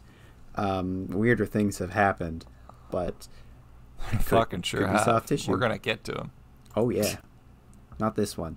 Oh, he's a thick boy. God, I hate the fucking Permian. Why is everything so weird? I love the Permian. It's also not as big as I thought. No, most chops is not huge. This is most chops. Permian as well. Pokemon name. Like mutton chops. 265 to 260 million years ago. This is a therapsid, and I believe, yes, I forgot to say it. Estemnosuchus is also a therapsid. So this is more on the mammal line of animals. It's not a mammal. Some people call therapsids mammal-like reptiles. I mean, it's not... That's probably the best word for it. Probably. It's not really right, but it's not terribly wrong either.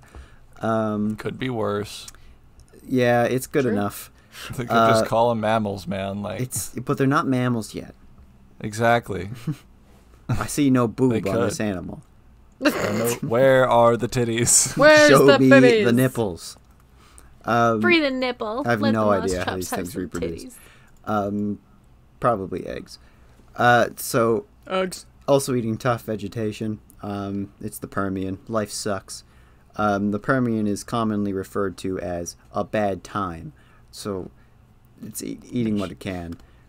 South Africa, it's just proportioned funny. It's got these tiny little head and these stumpy legs, this big barrel chest of a body. It's not huge. The shoulder, like the shoulder blades or something like that, whatever that is. This thing? Just fucking it's just so awkwardly positioned. It's just in a weird spot. I don't know how accurate this is. An old photo, so maybe they've kind of repositioned it. Yeah. Not very many people work on these things. So I'm sure more work could be done if people had the funding to work on this kind of stuff. But this kind of stuff they don't deserve it.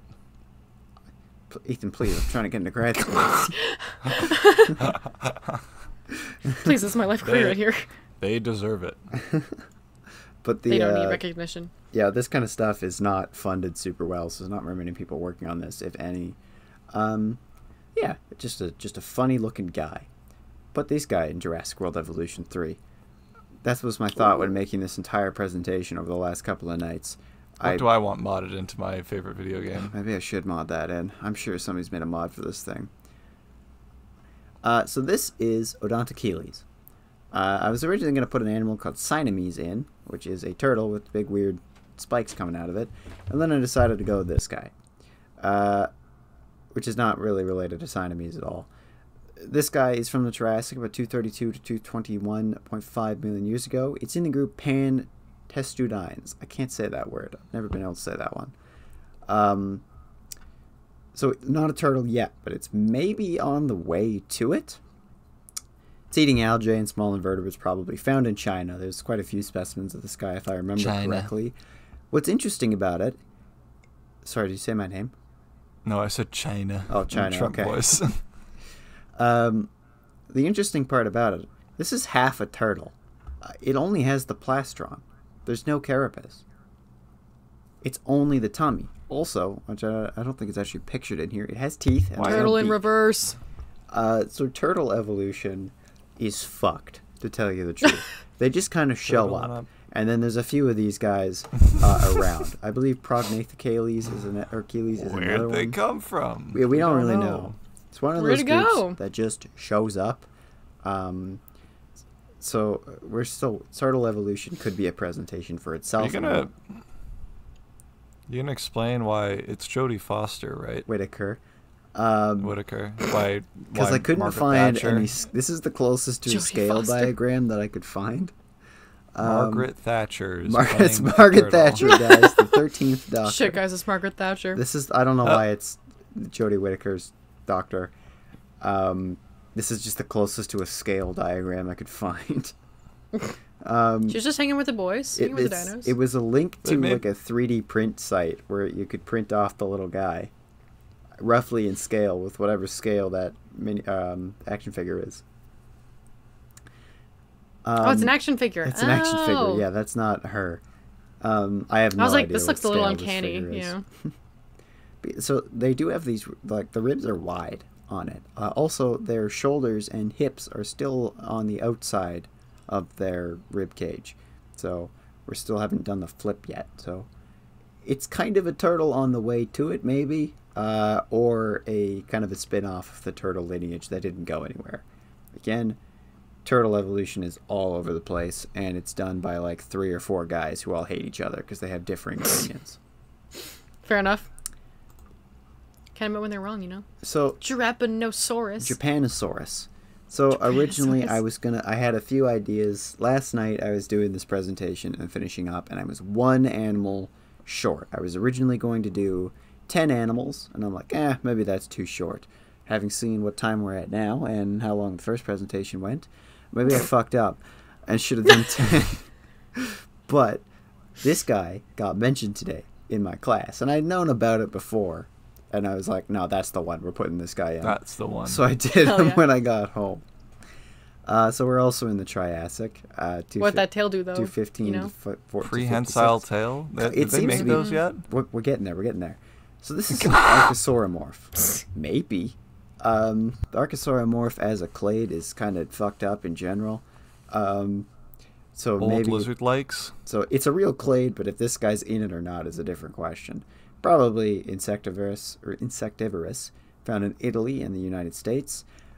So this thing is essentially a cross between like an anteater and a chameleon. So it does seem to have a prehensile tail. You can see in some of these images it's curling at the base, and this one's like coiled up. But it doesn't seem to be quite as prehensile as something like a gecko. And it has this claw thing on the end of it. This looks fake, but it's not, like, because most of these specimens have one. There are a few different species of these guys, as you can see here. They all seem to have them for the most part. Also, you know what that one's maybe aquatic. Well, that's all I know about that. Moment.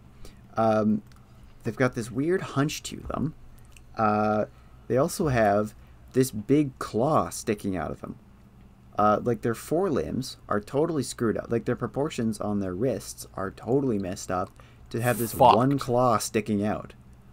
Yeah, it's a bit weird. It's only on the forelimbs. You can kind of see it. It's in here somewhere. I think it's in there. Yeah, there it is right there. That's the claw. Their specimens are a little bit jumbled, but they're very good. There's a lot of them. Their skulls are a little iffy. Just looking at, and you can't really see them because it's a little small, but they're a little squished. But you can tell it's enough. Like, this is one animal. And also they get reconstructed with just these silly faces. It's thought that they're using these things to tear like bark off trees or something, or using their tails for that, and just eating the bugs inside. With the tails, they're likely hooking like a chameleon or something. They hook to the branch with the thing and then wrap a little bit around instead of wrapping the whole tail around. Which, that makes the most sense to me. Yeah. The prehistoric grappling hook, if you will. Yep, they could just shoot it out like Nathan Drake or something. Yeah, or Ada Wong, who knows? Or Batman. Or Batman. Yeah, just... Or Mabel from Gravity Falls. Yep. Grappling hook. Or Spider-Man. Grappling hook. Or Spider-Man. Yeah. It doesn't really have a grappling hook. It's more of a web shooting slinger, it out, though. Yeah, but it doesn't, like hook like that. It just kind of sticks. Yeah, you got me there. I just couldn't think of any other grappling hooks. That's okay. The tail, the one with the little hook, the one that you pointed at. Yeah. Just a little to your left. This one? No. Nope. This one? To your left. Nope. Left. That one. Nope. Left. That one. Yep. Nope. The other one. This one. No. Yeah, that one. Okay. That one. Yep. Kind of looks like the gay hand. You know what I mean? Like, you know, like the gay wrist. Where you're like, you know, like, are they like that, or are they like, you know? Oh, yeah, okay. I know what you're talking about. Yeah. You know, are they a little, like, you know, just are they a little? You've heard it here, folks. Japanosaurs were all gay, and that's why they died out. That's true. The universe is homophobic. That's true. Yep. Let me send a SpongeBob gay wrist for you to put in there if you want to do a comparison. But I have no idea yeah, what you're talking about. I know exactly what image you're talking about. Thank you. I have it in like a folder ready to go for the most part. At all times. At all times. It just takes me a second to try and fucking find it because it's old as hell. While you're looking for that, I'll keep moving. Connor. Yeah. That was a... So we're going to jump ahead a bit to the early Cretaceous. Mohawk sauropod. This is a Margosaurus. It is a sauropod, more specifically a Dracaeosauridae. Nice. It's a sauropod. Dracaeosauridae's nuts. Found in Argentina. Obviously, oh my god, I got hiccups. Bad time for this. The weird features of it are obviously the row of spikes along the side. Dracaeosaurs in general have these things. Some of them point more forward, some of them point more back, but a Margosaurus is the famous one for it. Yeah, we don't know what these are for. They're most often reconstructed as spikes coming out of the back, like these ones. Sometimes, like individual probably separated mating spikes. Purposes. Probably. These don't look like much for defense to me. They could be, but it's probably for mating purposes. Sometimes they get reconstructed as like a hump, like this. I don't know how accurate that would have been. I'm not a sauropod guy. I know very little about them. Sometimes they get like webbing in between, which seems reasonable to me. No evidence for that as far as I know. But we have no idea what these are for. It's not huge compared to most sauropods. I mean, it's a huge animal, but it's not as big as some sauropods got, especially at this time. Sauropods. Yep. Sorry. Yeah, it's a very cool animal. No idea what those are for, though. And this guy the top right picture is very football shape. Like his whole body?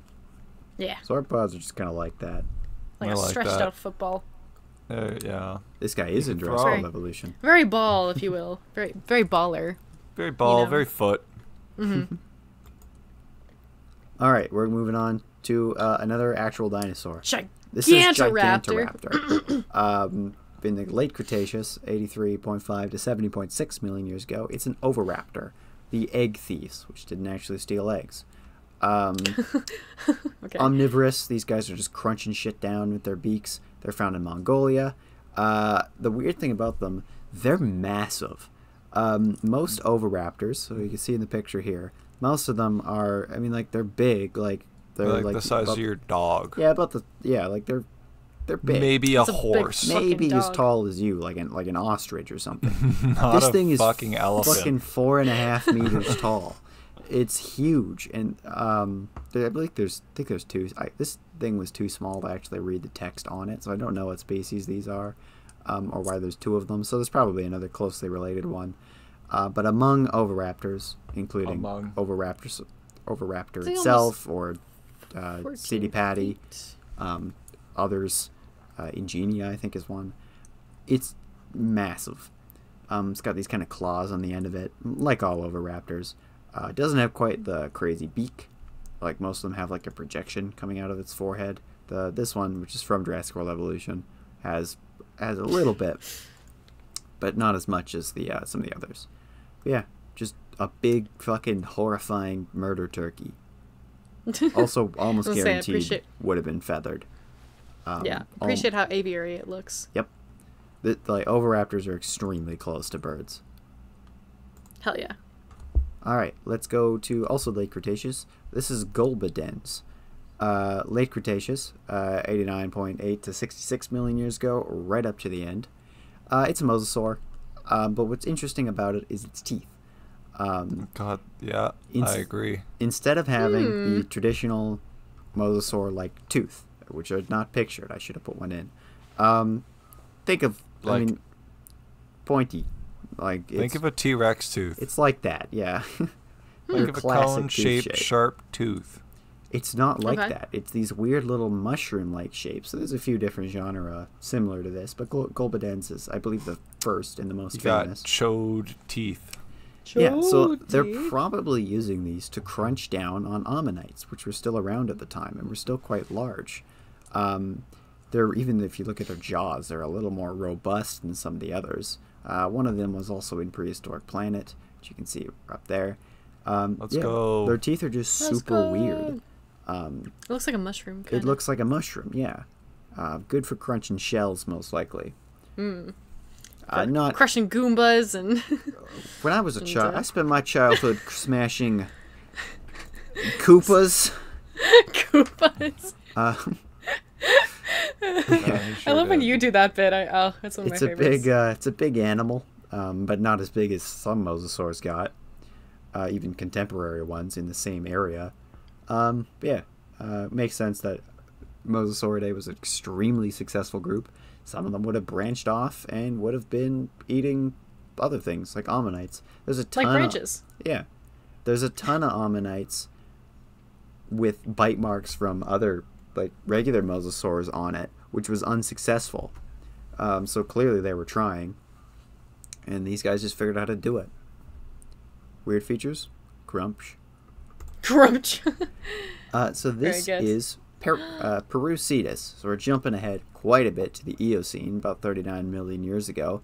This is a fairly fucking go. I figured you'd like this one. Whale mentioned. So this is a whale. It's in the group Basilosauridae. It's a fairly recently discovered animal. Within the last 2 or 3 years was the description of it. It's not a super complete specimen. It's mostly vertebrae, some ribs, a little bit of the hind limbs, which the group Basilosauridae still had these tiny little legs on the end. They were on their way out because whales today don't have those. Basilosauridae is like these really long, slender, sea serpenty-like whale things. They're really cool. This one is way bigger than most of the other ones and way chunkier. The genus of it is literally, or the species is Perucetus colossus, found in Peru, obviously. It is a possible contender for the heaviest animal to ever live. Just based on the sheer thickness of the vertebrae in the ribs. Again, you need more of it to know for sure. And even then, you can't really reconstruct the soft tissues. He's so fucking thick. It's a thick king. That is a big boy. He can throw it back and get it, But yeah, absolutely. It's a really It's real cool. This is it in comparison to a blue whale. Amazing. So it is smaller, but it's probably thicker. I had a thought. How would you imagine being reincarnated as a whale? Do you think whales get back pain? No, they're in the water. They're in the water. Their entire body weight is supported by the water. Yeah. Do they have shoulders? Kind of. I mean, yeah. Not like you're thinking of, but yes. Okay. When your body weight's supported by the water and your spine is is horizontal, like everything that's ever existed, save for us, you're probably not getting any back pain. Secondary things going back to the water because it's easier is way more common than you'd think it would be. Because it's just we've done it so many times. It just keeps happening. It's happening Everyone's now. Done it. Like everyone's done it. Yeah. Lizards have gone back. Birds have gone back. Yep. Fucking insects have gone back. How do they the mammals have gone back? Amphibians figured out how to come out of the water. They immediately went back.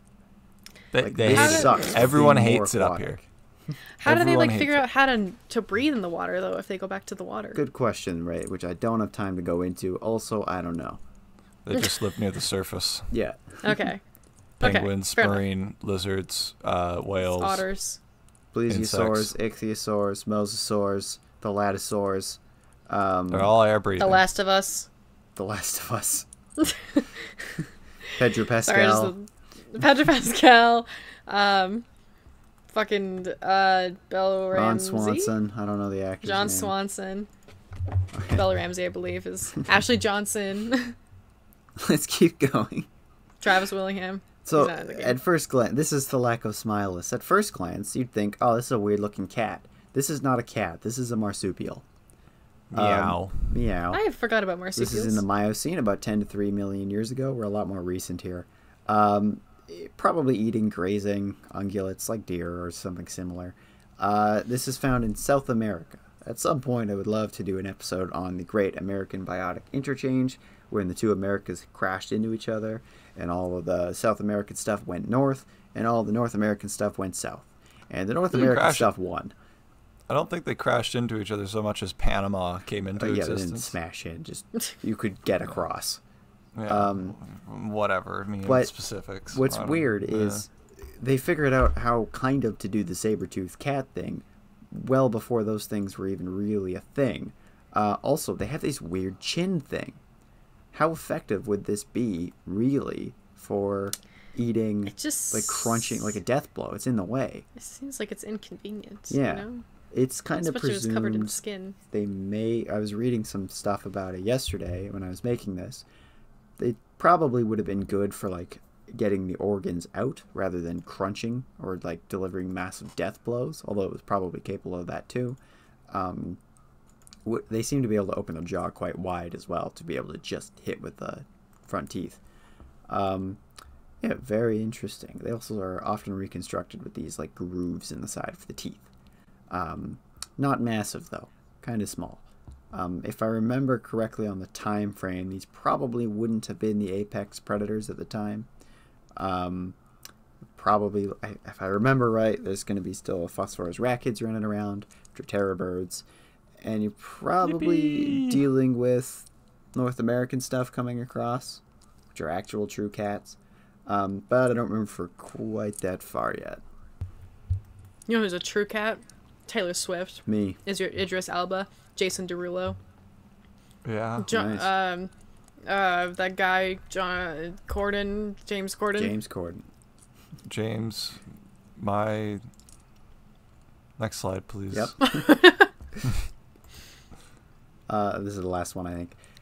This is Bigfoot. This is Gigantopithecus. It's Sasquatch. Possibly the originator of that kind of Hold on. Who played story? this in the fucking Jungle Book? Jungle Book? Christopher Walken. Christopher Walken. It's Christopher Walken. Is it actually? Yes. Oh my god. So King Louis in the original Jungle Book is an orangutan. For some reason, in the live-action remake, which is the only good live-action remake that they did, also Cinderella, I lied, that one's good too. Cinderella's really good, yeah. They decided to make him a Gigantopithecus. I don't know why, but it was sick as hell. It was so wild. And he sung the song. Good. I don't mind that movie. It's fine. I forgot about it. I think I watched it for school. Gigantopithecus is known from extremely fragmentary remains, mostly from China. Possible some other ones in places like Thailand or Indonesia, but those are indeterminate as of now, at least as far as I could find. It's a couple of jawbones and teeth. That's kind of it. But it's huge. Like compared to, like, it's closer related. It's very basal in the Hominidae tree. It's like here, coming out of the orangutan tree, or orangutan branch. There's a few different reconstructions of how this tree lays out. This full image was, like, you can see the B. There was an A, which is a different tree. I just picked one. I don't really have an opinion on where is where. We're a work in progress, it's... That's science, baby. Human evolution is a presentation for a different day because it's really complicated. You've said that like 5 times. And I'll get to it. I've got more Bionicle episodes to go. Working on it. Bionicle is more important. More important. I don't like how the Gigantopithecus in the diagram next to the person just has 2 glowing white eyes. I don't know why. It's so menacing. That's horrible. This is really good for making these diagrams. Never does that, don't but make for me come this over they there. did. It's insane. This is a model with another guy. This is in a museum somewhere. I don't know where. A couple guys for scale. this thing as well, very likely interacted with humans. Humans were kind of getting to China kind of around the time, and like being successful around the time these guys went extinct. 100,000 years ago. Cryptozoology would be another good episode, but this is possibly... Yes. I have dibs on that one, Ethan. Oh man! Unless you really want to have a guest slide. Yeah, we could tag team that one. But it could be the origin of like the Yeti or Bigfoot or Sasquatch or whatever. Personally, I don't think so, but it could be. Oops. Some people think it's still alive. It's not. It's still alive. They're still out there. And the Megalodon waiting. still is too. It's out there. Yeah, just in the ocean, in the Marianas Trench. Does Thanks, it? Jason Statham. Wow. Does it? Yep. Okay, it's my turn crisp now. 47 minutes. Should have gone with 10. Play.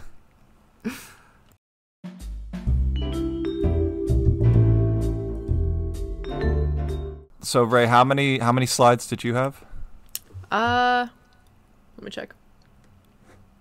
I think I had 17, but I think it was 18, but that's including the title, final, and the intro slide. It was 15 animals I talked about.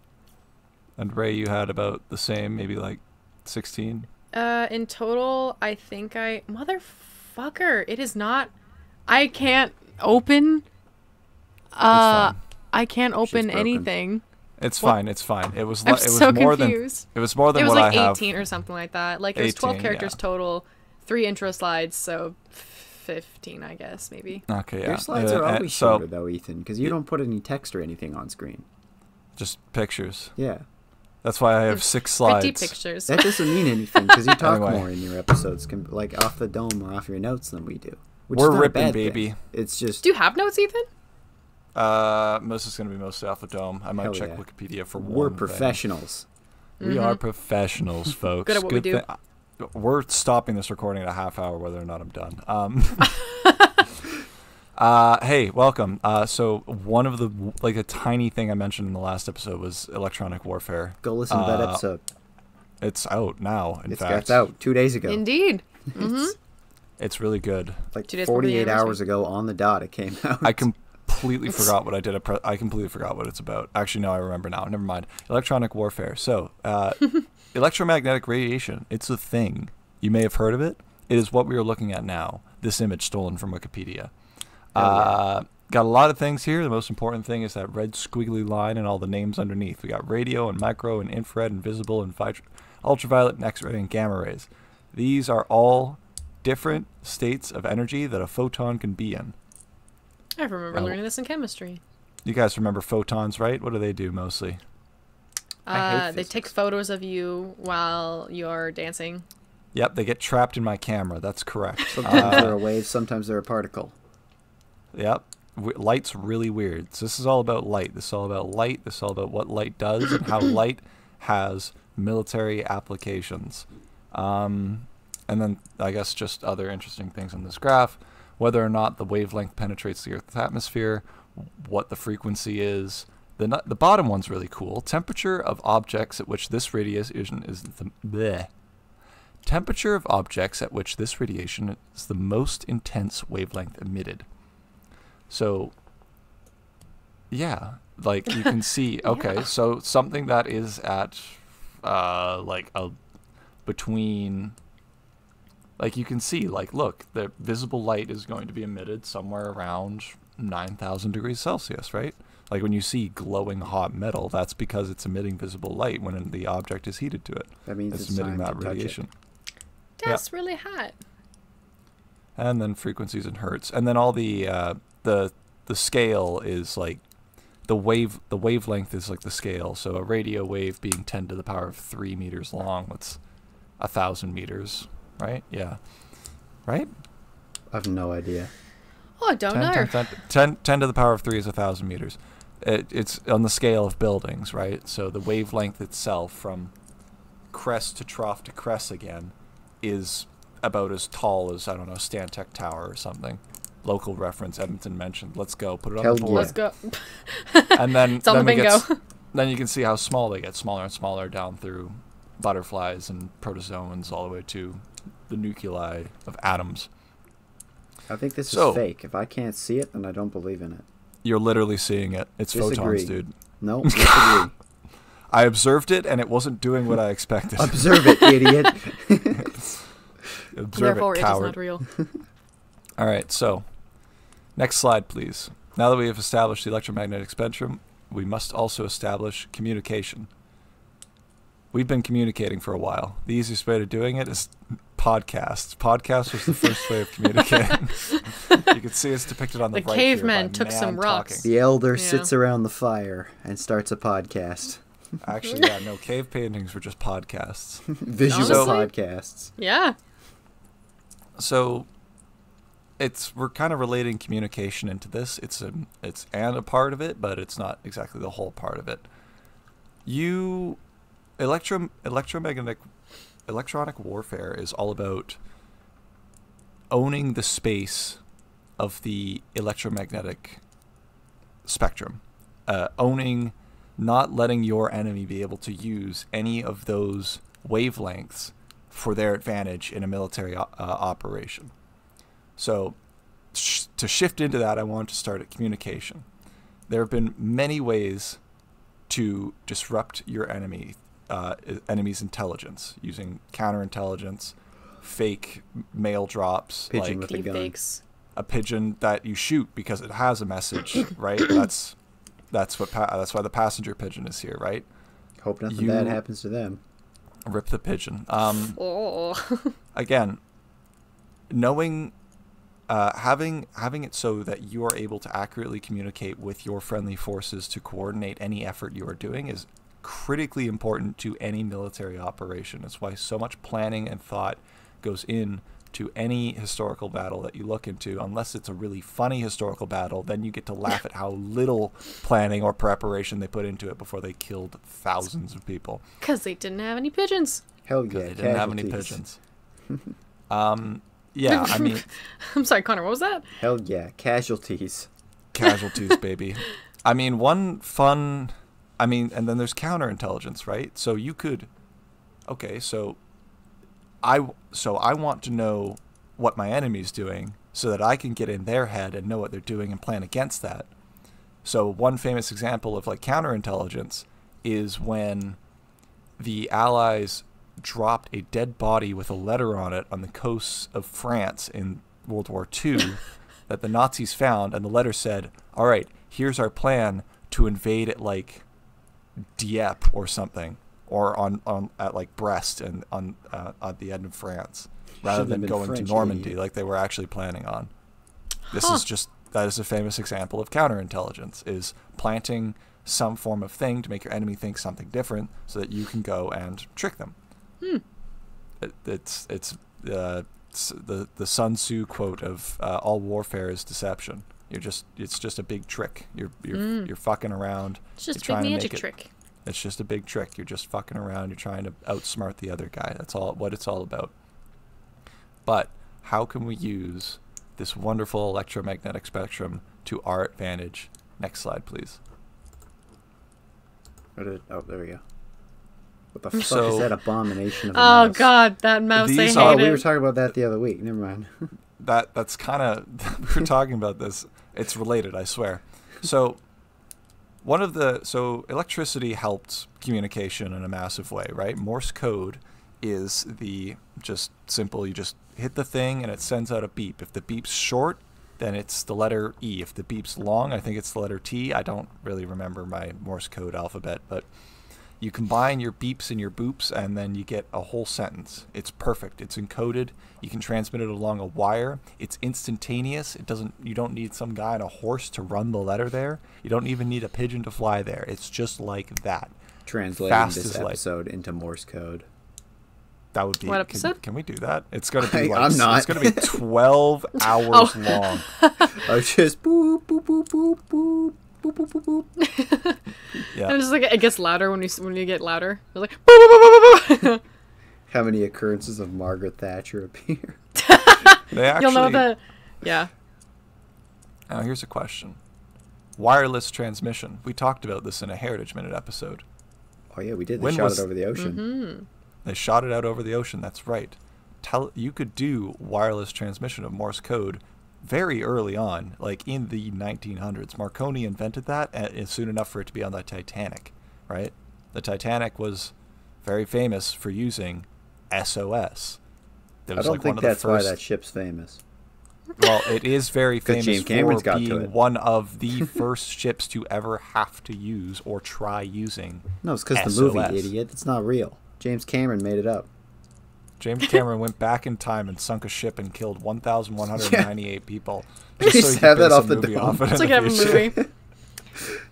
He would. He's a psycho. James Cameron? Yep. He's almost killed Kate Winslet enough times to be crazy enough to do it. Has he actually? Yes. Yeah. Wait, how? He just keeps trying to drown Kate Winslet. On purpose. On purpose. Has she been in like other movies with Avatar 2?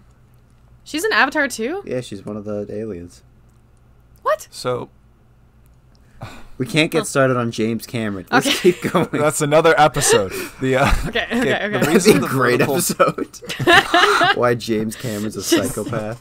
Why James Cameron should be in jail. He's got a plan, though. Jimmy's never failed us. He's deceived us thinking that we can see the Titanic and explode that submarine. It was all him. It was an inside job. The vertical mouse is here is because the other day when I was at the Strathcona Antique Mall, I saw a vertical telegraph. Because the idea of carpal tunnel wasn't invented because of a mouse. No, you'd have people crunched over desks tapping out Morse code all day for like 12 hours. So they came up with a way to tap sideways, which would put less strain on your forearm bones. It's the same idea behind a vertical mouse. A vertical mouse and a vertical Morse code transmitter are convergently evolved. Nature is beautiful. They're basically the same thing. So now we got to however, electrical transmission is not electromagnetic warfare, even though they're related. This is removing electrons for Morse code. And I guess technically for the wireless transmission, you could jam that, but that's not what I was going to focus on. I was thinking about that's all wired. We want wireless, and that's what this semaphore light is here for. This little light is something that a lot of ships have that allows Morse code communication using just a light bulb that you flash on and off, rather long or short and long and short. These are good for backup communications and good for night when you can't use your semaphore flags, which I probably could have also put in here. But the main reason I picked a light is because when I went to the Electronic Warfare Wikipedia page, the first historical instance of electromagnetic warfare jamming was in the Boer War, in the Second Boer War in 1880s. British forces trying to relieve another company at night shined light off the clouds in Morse code to communicate with their trapped forces. Boer forces, noticing this, shined a light at the same spot, scrambling the communications. Jamming. This is the same concept. One of the earliest concepts that it could be. It's kind of same but similar to what you do now. You try to communicate on a two-way radio, which we talked about last episode. If I just hold down the button and hide a radio in a corner, no one's going to be able to use that channel. I've done the same thing that the Boers have done. I've just blasted light everywhere, right? That is one form of electromagnetic. Yep, that is one version of electronic warfare. Is an attack, a physical denial of use for the spectrum for everyone. So that's way of using radios. A lot of these systems will use radio waves and other microwaves and other bullshit like that. But we'll talk about a couple of military uses as well. Let me go to the next slide. We love missiles. They know where they are. Except when they don't, sometimes. So I got two missiles here. These two missiles are, we'll start in the top left with everyone's favorite IM-9 Sidewinder, the one that growls, the one that wants the sun, because it is a heat-seeking missile. It is searching for infrared heat signatures to follow onto to then destroy a target. So this will look for the hot signature of a plane or a plane's exhaust, because, you know, internal combustion engines, or I guess it's a turbine engine, not an internal combustion engine. Turbine engines make a lot of heat. You make that heat, well, look, I have heat to go to. Time to go. If we want to go kill that guy, right? So that's one. Stop. I fucking knew you were going to do that. God damn it. I fucking knew. I hate that song. That song. I fucking can't stand that song. When I said Chaperone was drivel, that's the one I'm talking about. My alarm clock is the radio. That song came on when I woke up, and I just about smashed my radio. I've never woken up so just enraged. Full of rage. That was so funny. I hate that song. This is a form of electronic warfare, kind of. Chaperone. No, it's more psychological. Chaperone, specifically on Connor, is psychological warfare. That's correct. So true, bestie. If Connor set up a pirate radio station to jam all the radio stations in the world, that would be electronic warfare. What if I could? Never have to hear Chaperone again. So, this is a form of utilizing Dad Rock now. This is a form of utilizing the electromagnetic spectrum. I've utilized the infrared emissions of this plane to lock onto it with this missile and shoot it. However, there are countermeasures. That's why I included the nice, pretty C-130 blasting off its little angel wing fucking flare pattern. It's very pretty when you see this thing in motion, because it just dumps so many flares out, because it is a very big transport plane. It's not maneuverable like your speedy little fighter jets. Those are sick as hell. Yeah, it looks really cool when they dump their flares out like this, but that's one instance. A fat dump in the ocean. They really do be dumping. So they dump out these IR flares in hopes that this missile will see another hotter IR signature and go to that one instead, and not kill me, preferably. I do that when I get into my car when I'm drunk, and I just shoot off a bunch of flares, hoping it distracts me. Or hoping it distracts the cops. Yeah, it distracts the cops as they try to heat seek onto my signal. Jingle, jingle! Look at the flares. Look at the flares. So that is another form of electronic warfare. It's use of a countermeasure. Now, and the next instance of this is using the next missile in the bottom right. There's an AIM-120. This is a radar-guided missile. So this missile is using radar waves, which I think are a form of either micro or radio waves. I believe they're microwaves. No, they're probably a type of. I think they're actually a type of radio wave. I'm not too sure, but they are still a form of electromagnetic radiation. And what radar is the emission. I really should have explained radar, shouldn't I? I didn't actually look it up. Sonar. We kind of talked about sonar in the last episode. We're like, you're listening for things. Sonar is sound. So it's really good in the ocean, where the ocean is just, it's super dense. It's water, right? It's full of water. Light doesn't go through it well, but sound goes through it great. We talked about this. Sound goes through it great. There are two forms of radar sonar that you can have. You can be actively sending out a ping, like just a really loud sound, and you listen for the echo. This is like active sonar. Or you could just listen for someone's propeller spinning. This is passive sonar. The same two forms apply to radar. You either send out a radar ping, like they just have a little transmitter that sweeps and scans for objects in the sky, or you just listen for other people's radar pings, and this is passive. That's how it's radar. And in radar, you're using types of electromagnetic radiation or light. All this to say that this missile is radar guided. That's all it is. It's slightly longer range than the heat-seeking one, but that's besides the point. It still wants to find a signature, lock onto it, track to it, and destroy it. And to counter it, we can't use flares, because flares emit heat, and this thing isn't locking onto heat. What we're using instead is the very tiny metal filaments in the bottom left. I was going to ask what those were.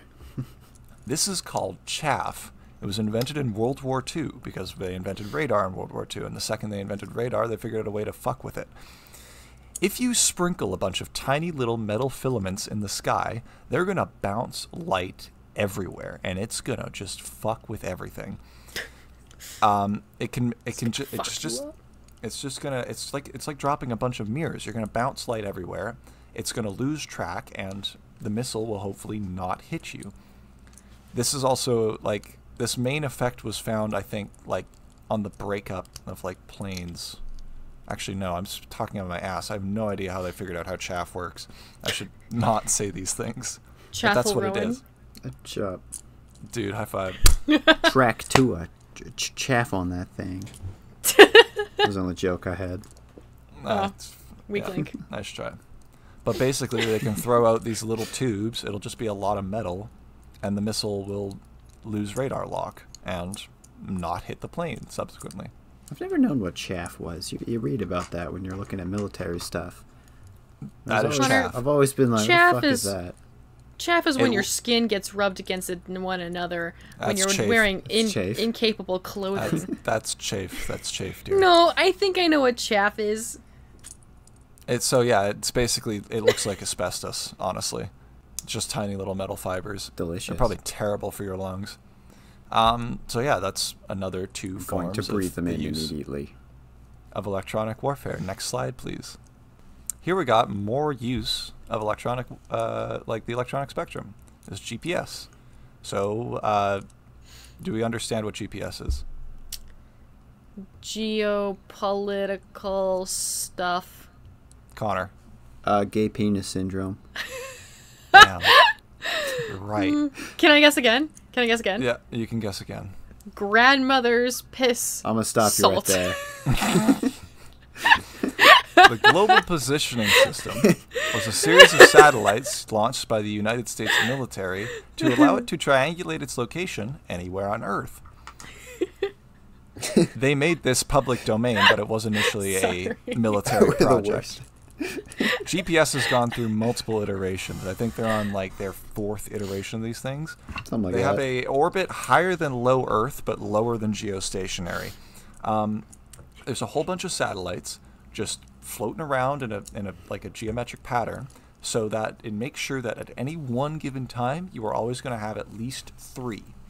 This way you can triangulate your position on Earth based on latitude and longitude, like that we have graphed on the Earth, right? 0 degrees at north, 0 degrees at south, 90 degrees at the equator, and for some reason the prime meridian runs through a shitty little town in England.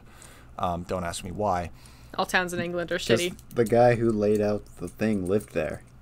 Yeah, and he's a prick. Yeah. That black thing looks like the plate from 2001: A Space Odyssey. That's the actual, genuine, real-ass fucking United States Space Force logo. Yeah, it's It what? sucks. No, wait, what are you talking about? I don't hate the satellite logo. on the left? Oh, the satellite? Yeah. It does kind What of. do you mean the black plate?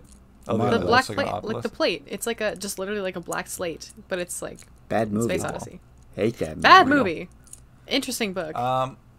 Yes. Also, I don't. What's wrong with the Space Force logo? I don't hate it. It's not like That's fine. amazing. It's fine. I hate the concept of a Space Force. It's I so don't. stupid. They're gonna make Spartans. I'm signing up immediately. You wanna be turned into a Abuse me Spartan? like my hero, Yes. John 117. John Halo. John Halo. Kidnap me Put from me my in family. Put some drugs in me and beef me up, Drug Scotty. me and abuse me and mentally destroy me. If I get to make me look kill sick. Kill all my friends in Let me front of me kill- while I'm. Let me kill revolutionaries until Bungie hands me a Deus Ex Machina of an alien invasion. Let me fuck the robot. Let me Let me have screw sex Arbiter. With the robot. So there's a whole Head from the constellation of Arbiter satellites. would go crazy. I'm gonna cut that. God.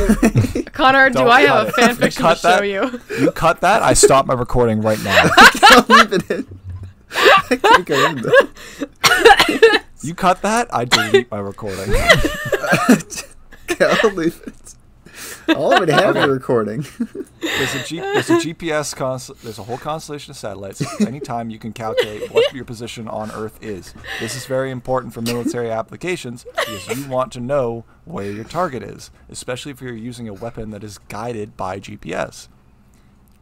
Now, in the same way that you can just jam a two-way radio by filling it with noise, you can also fill the spectrum with noise and deny someone use of this amazing, now public source resource, the global positioning system.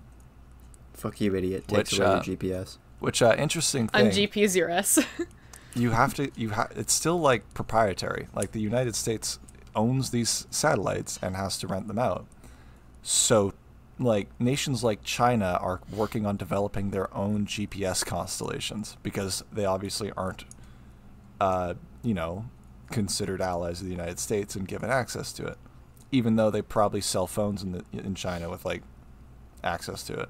Just don't ask me why. Why? So, like, don't ask me why. Why? So that's... I always wondered how these things work on the disk that is the Earth. Please tell me, grandfather. How do they rotate? Like, the Earth is flat. Like, it can't go around anything. I just added the Space Force logo for no reason. We're not going to talk about Kessler syndrome. Next slide, please.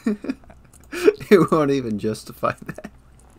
I'm not talking about that. I love you, Ethan. Ethan's above that. This is our final slide, and probably one of the most common things you're going to think of when you hear the words electronic warfare is the Air Force. The electronic spectrum it travels through air much better than anywhere else, right? And most of your... I like the funny hat on the airplane. Oh, he likes, dude, like, the funny hat is pizza great. Topper. It's like a pizza. So yeah, fuck it. Let's just talk about the planes. Top left, funny hat plane, an E-3 Sentry. This is an airborne and early warning and control aircraft, also known as, it's shortened down to AWACS in military terms. This aircraft, that funny little hat, is a massive radar dish.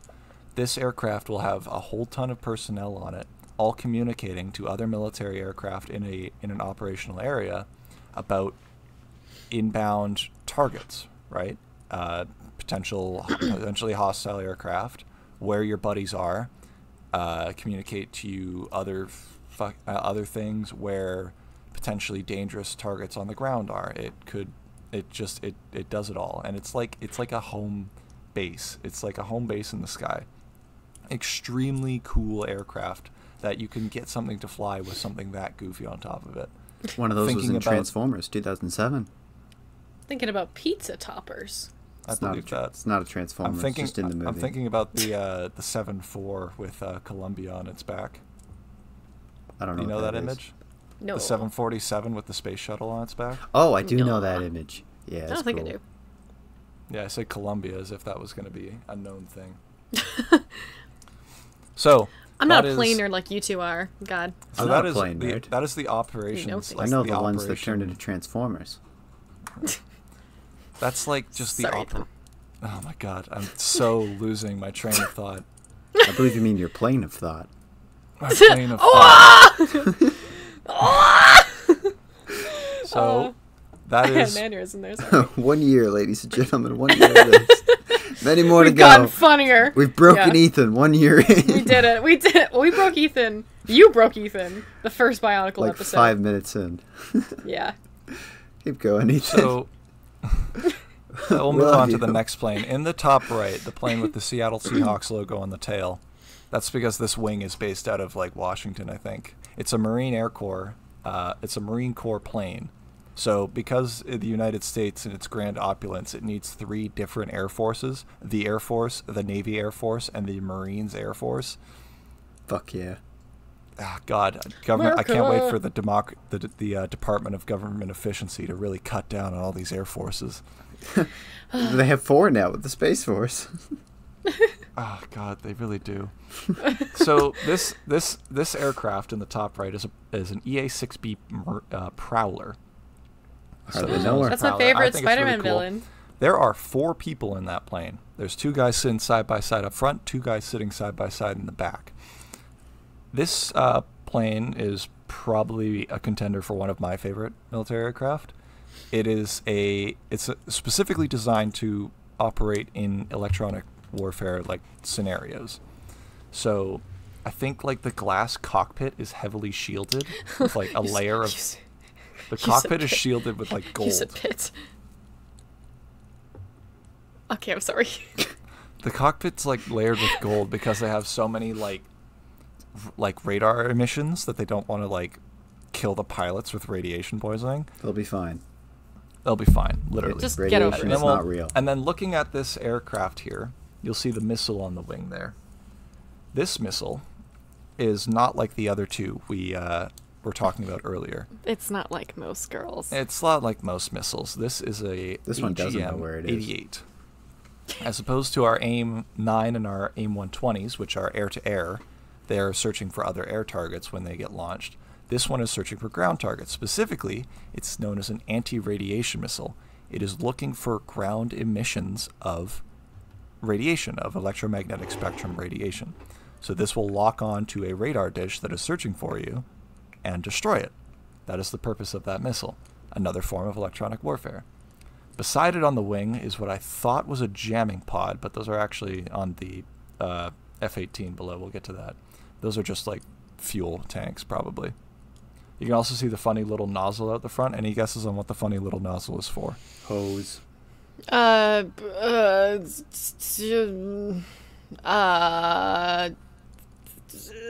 It pours drinks. No, I was gonna say that. I'm just kidding. Connor, you were actually kind of close. I had no idea what that was for. I was making a that little nozzle is for mid-air refueling. Oh, okay. Cute. That's the intake. For some reason, it's a fixed structure on the Prowler. A lot of modern aircraft, like an F-22 or this F-18, have a retractable hose for this for mid-air fueling. It's a shower, not a grower. That's right. That. Yes. So that's the Prowler, and lastly we have a F-18 Growler, EF-18. They recently upgraded these, so the Navy got rid of. So the Marines have their Prowlers. The Navy also had their Prowlers because again, you need 2 air forces, 3, even 4. Fuck, god damn it! Do you know okay? The largest air force is the U.S. Air Force. What is the second largest air force? U.S. Navy. The U.S. Navy's Air Force. What the fuck? Really? Yes. But it's so much military spending, man. Why do they need it? They have Sonic the Hedgehog. I don't get it. They literally have Sonic. They don't need it. Okay, so on this F-18 here, you can see just under the intake on the left wing there's another missile. We can see that's another additional fuel tank. They have external fuel tanks for extended range. Essentially, they can push a button inside and drop the extra weight. And then on the very outside of the wings and underneath it, we have these 3 little pods with tiny little fans on them. These are jamming pods. So where I think the Prowler had built-in ability to perform jamming operations, the F-18 has them stuck to the outside because this is going to be the aircraft you're going to see for the rest of your life. A crisp 5 minutes. Yeah, solidly. What was I going to say? The jamming pods are basically how they generate this noise. So the little propeller on the outside is a ram jet. It's That's literally a transformer. Just Stop. You can do it. One of the Conehead Seekers. Right up there with Doge I like and Thrust. Bumblebee the most. I like Bumblebee. It's a turbine. It generates electricity for the pod. There is no electrical connection to the actual turbines inside that generate electricity for the rest of the plane. This is a completely self-contained unit. It will generate electricity for itself just by the fact that the plane is flying. It's a very cool system. Inside, there are a bunch of transmitters that can be pointed in a couple directions, locked onto a target, and just send out noise. Just so much noise that you would not believe. And by noise, I just mean filling up the electromagnetic spectrum with the ability to jam things. These are what the little devices they use to actually... This is their slightly more complex version of two-way radio holding the button down, right? Right. Right. Yeah. That is... And there's a bunch of different things. In theory, you could... So those AIM-120s we're talking about, in theory, you could just point it at one of those and have it go nuts, go fun. Go you stupid, could go dumb. point it at a plane that's trying to get a radar lock at you and point it at that and have it lose its lock so it cannot fire a missile at you. It's very interesting technology, and it is all done through the power of photons. Getting really... Well, actually not really excited. The more excited photons tend to go into the nuclear program. These are the less excited photons. They're like kind of enthusiastic. I'm not really into it. It's like the emo cousin at the party. Emo cousin at the party. Yeah. Which is me. Just kidding. Sometimes me. And there we go. I've gone over a half hour, so I've sinned. I was going to say you're at 35 minutes, Ethan. I know, I'm pathetic. Because of that, I'm going to have to let you go from the podcast. Because of that, you're going to be taken out behind the shed and shot. Yeah. So thank you very much for listening. That was my section on electronic warfare. That is what I mean when I talk about all this stuff. Do I just outro? Is there one more? Oh, that's it. There's no more. This is it. This is the well, end. I will say the extra cool 5 minutes was mostly me and Connor the reference of Chapel Rowan and just the me occasional making Transformers jokes. And Connor making Transformer jokes. You said ramjet, and I'm like, a neuron exploded. I know that one. In his brain, yeah. He's the red one, I think. He's the red one. The red one. There's three. They're all identical. So just different colors. Mm-hmm. So yeah, thank you for listening. There's just a blue one. Again, folks. Your time is appreciated to listening to Don't Even Get Me Started. I'm Ethan. You can find me on the photography page. That's Connor. You can find him on YouTube. That's Ray. You can find them on the art page. Where you can before my email finds you. They will sick their emo on you. Someone told me to finish my email to a professor saying, I hope you find this email before I do. And I've been thinking about that for a little while. Do it, pussy. Anyway, thanks for listening. Thanks for 1 year of episodes. To your professor. This is financial advice. We're gonna keep making these. So thanks for watching. We're gonna be listening. Yeah, 1 year. Until the heat death of the universe, which we'll be talking about in an episode eventually. Probably. We'll probably get to that. If you have episode suggestions, comment them. That'd be fun, actually. Just heat death. Okay. Oh, actually. Let's end it. It's you talking. It's not even me. Yeah, you're. I'm telling me to end it. Stopping my recording. End it all. Yeah, have a good night, everyone. See you next episode. Bye-bye. I don't know what we're doing. Bye. I'm doing something. Who knows what it is?